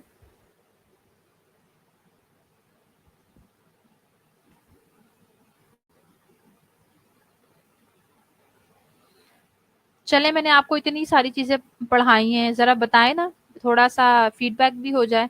बैरियर्स बताइए, जल्दी-जल्दी से कमेंट करके मुझे बैरियर्स क्या-क्या, इनके नाम बस मुझे बताइए, क्या-क्या बैरियर पढ़ाए थे मैंने आपको इन्फॉर्म्ड कंसेंट में?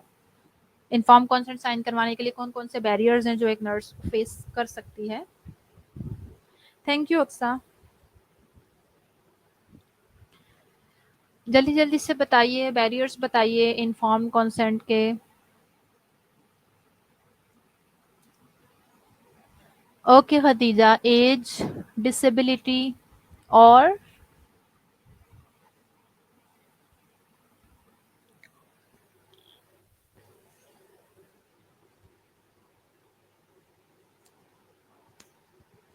बस खदीजा को पार्टिसिपेट करना है सिर्फ।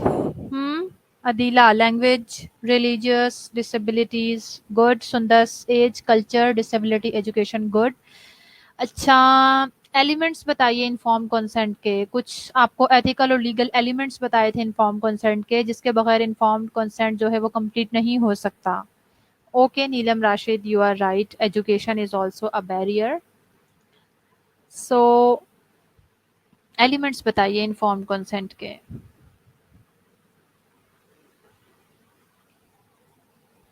Okay, Hina, you are right. Language, age. Aksa, you are right.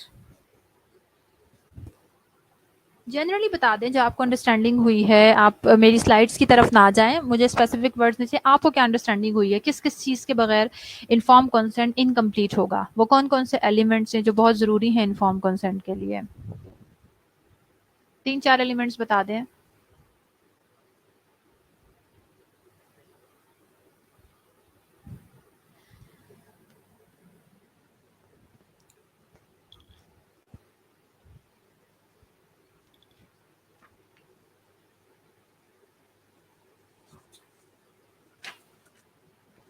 Good communication is necessary for inform consent, yes, right Khateeja. और बताइए।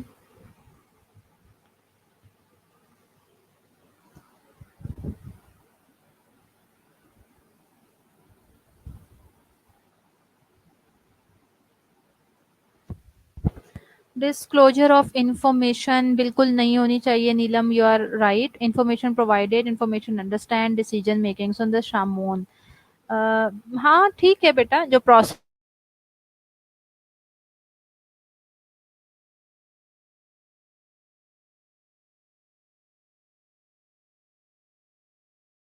है ऑब्वियसली उसके ब्लॉक्स भी आप एलिमेंट्री भी। टाइम हो गया है, आप लोग भी थक गए हैं, 2-3 मिनट रहते हैं बस हमारे। तो बस रिमाइंडर आपके लिए, टेस्ट की प्रिपरेशन कर लीजिए, पीपीटीज आपको मिल जाएंगी, पढ़ा रही हूँ, साथ साथ पढ़ें।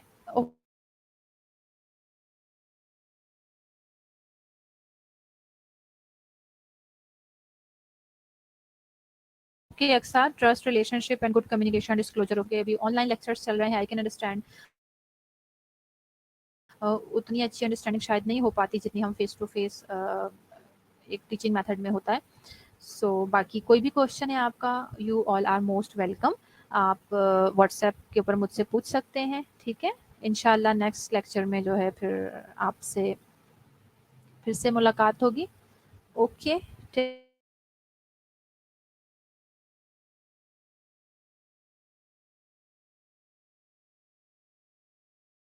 टिल देन, अल्लाह हाफिज़।